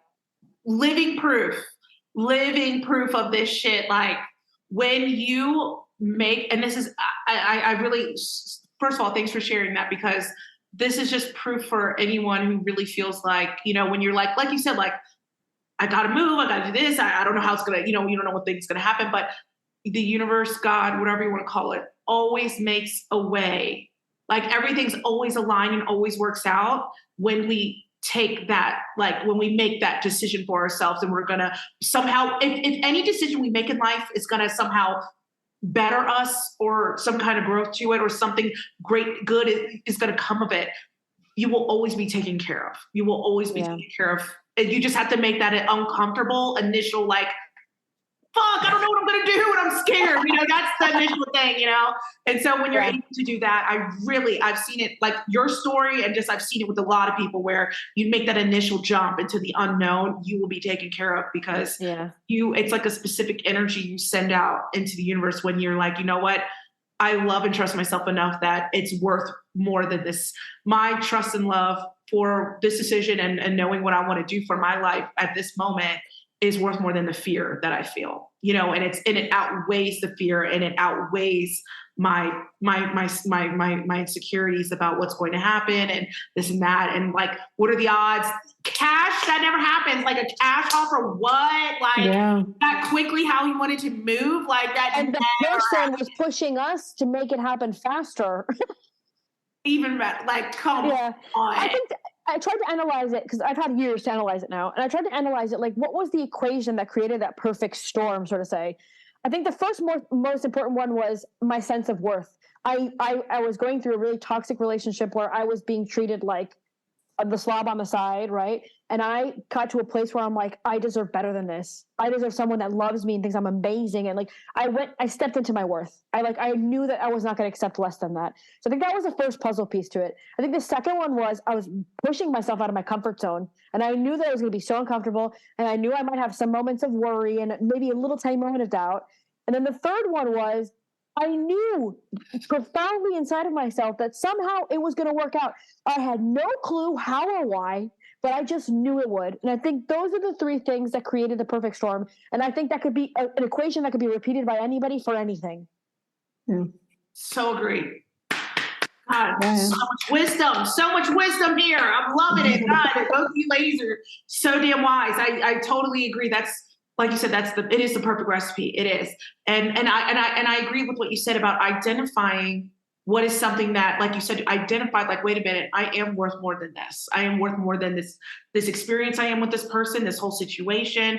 And when I think you have that revelation of like, you learn something about yourself, that's when everything just opens up, all the answers open up for you. Everything starts to make sense. And that I really believe, God, first of all, worth in general, though, right? Yeah, like, so important. Talk about not doing it. Like, it's hard to do anything in life with no self-worth. It's hard. It's a big uphill battle. And I think that is one of the journeys as us as a human race, or a lot of us humans as souls, whatever, to really identify and remember our worth in every situation. It doesn't always have to be, it's whether it's relationships or just personal boundaries with people or whatever it is, or, I think that's one of the things, because it helps us gain our self-respect. And with self-respect, we're also to build our self-esteem. And, one depends on another. And so it's like, the first step is like, you know what? Am I worth being treated like this? I don't give a damn what anyone has done. I don't care what mistakes someone has made. I don't believe that someone should be treated like shit based on someone's past or how many mistakes they might have made. But I feel like it's easier for ourselves to shame our own selves for our own mistakes. I almost feel like I feel like 50% of the time we get our worth from like bad shit that has happened to us throughout our lives. It's like, oh man, I feel like shit because you're constantly running into bad people, bad relationships, so you just feel like something's wrong with you. So that's like 50%. And then I also believe 50% of it could just be, let's say that person, you never ran into anyone bad, but you just have this like perfectionism thing going on. And then you just naturally feel like you're never going to feel like you're making the right choices or the right things in life, and you're shaming yourself. So we can even shame ourselves into like a lack of self-worth coma, and we're just like locked in there and shit, from too much shame, So, and that's why I always. But that goes back to what the guy was saying. You believe that you're not worthy of something better. You believe that you're worth this over here. And that goes back to what the guy was saying. As long as you believe that, then that's what you're going to get. But as soon as you say, I don't believe that anymore, which was kind of what I had. I don't believe that I deserve this anymore. I believe I deserve that over there. And then the universe is like, okay, now we can create a new reality. Exactly. That's so funny. I just did a podcast episode on the power of belief systems. Exactly. Literally. The power of belief systems. Same thing. Yeah. But it's a universal subject. I mean, it's like one of the universal truths. You know what I mean? It's like your belief is such a strong energy. Belief in general. It's such a strong energy. Exactly. It is a literal magnet. So, yeah, totally true. Love it. Yeah. Let's wrap up because we've been on here for a long time. We're going to share all your links with everybody. And we'll have you on the podcast again soon, I'm sure. So just like quickly tell people you are a medium and a psychic. What's all that stuff that you got going on? Oh yeah, all my fun human titles. Yes, I am a mystic, a psychic, a medium. Okay, I'm being over the dramatic. You know, those like old timey. I'm a medium with a crystal ball. Okay, I'm maybe not be that extreme. All right, and also I love the joke. God, I gotta get serious. All right, I am a psychic medium. I am a clairvoyant psychic medium. So everything I do is through visuals and visions. And I specialize in teaching psychic development and intuition development. So those are very good. Very good. Oh, thank you. You know what's funny? I gotta say, not funny, but I gotta say before I get off here real quick. Lorena and Lucia, I cannot tell you how many times I've had people who were sent to me from you guys or found me through you guys, and how much I get so excited when they tell me this. They're like, yeah, I just got done doing like a course with Lorena and Lucia, and I'm doing this, and I did this, and I'm like, aren't they the fucking greatest duo? And it's like individually, you guys have like complete separate like energies. It's like night and day. But then like together, when you guys are together, it is like boom, amplified. And so I just have to tell you that so many people speak so highly of you guys, and I'm just like, obviously you guys are the greatest. So I mean, I just wanted to just say like, we think the same thing about you. I just wanted to say like, thank you guys for being here in this lifetime and helping us, and just speaking, like literally not being afraid to be ostracized from the tribe. Just speaking, speaking your mind, and cheers to, being your authentic selves. Both of you guys have such beautiful, beautiful spirits. So I'm blessed. And we will hopefully see you in Arizona with our Patreon. Let me know. I'm in Arizona. I will try. They're going to be so excited when we tell them that you might be there. I would love to be there. Just whenever it happens this year, next year, whenever the fuck, divine timing, just let me know. I'm in the state. Make it happen. I will make it happen. I can travel anywhere in this state. So I'm down for a trip. Thanks so much, Vee. Thank you also for everything that you do. We really admire you, but I think also just the work that you do also inspires us. So, you guys make me all happy. God, thank you. All right, got to get to an actual session now. So, all right, we love you. Not a devil, speak of the angels. Got to get to a session, but thank you guys so much. I know, right? Speak of the devil, I just had to switch it up. Like, fuck that phrase. Speak of the angels, and pun intended, probably going to communicate with some. So, thank you guys so much for having me on. Thank you for being on here. Bye, we love you. Bye, love you. All right, bye, ladies. Thank you. Thank you for tuning in to the podcast. We appreciate you all. We hope you enjoyed this interview with Vee, Golden Vee. We just feel so grateful to have her in our community, in our lives, that she can take the time to come on the podcast and really just chat. She's such a beautiful soul. We are so grateful for her. Like we say in the podcast, she feels like family. It's so interesting how you can meet people online and just feel so connected. And I think this is part of why we started this podcast, to just connect with people. So we hope you did enjoy it. Make sure to like and subscribe to the podcast. Follow us on Instagram and Facebook. And we will see you next week with a new podcast. Love you. Thank you.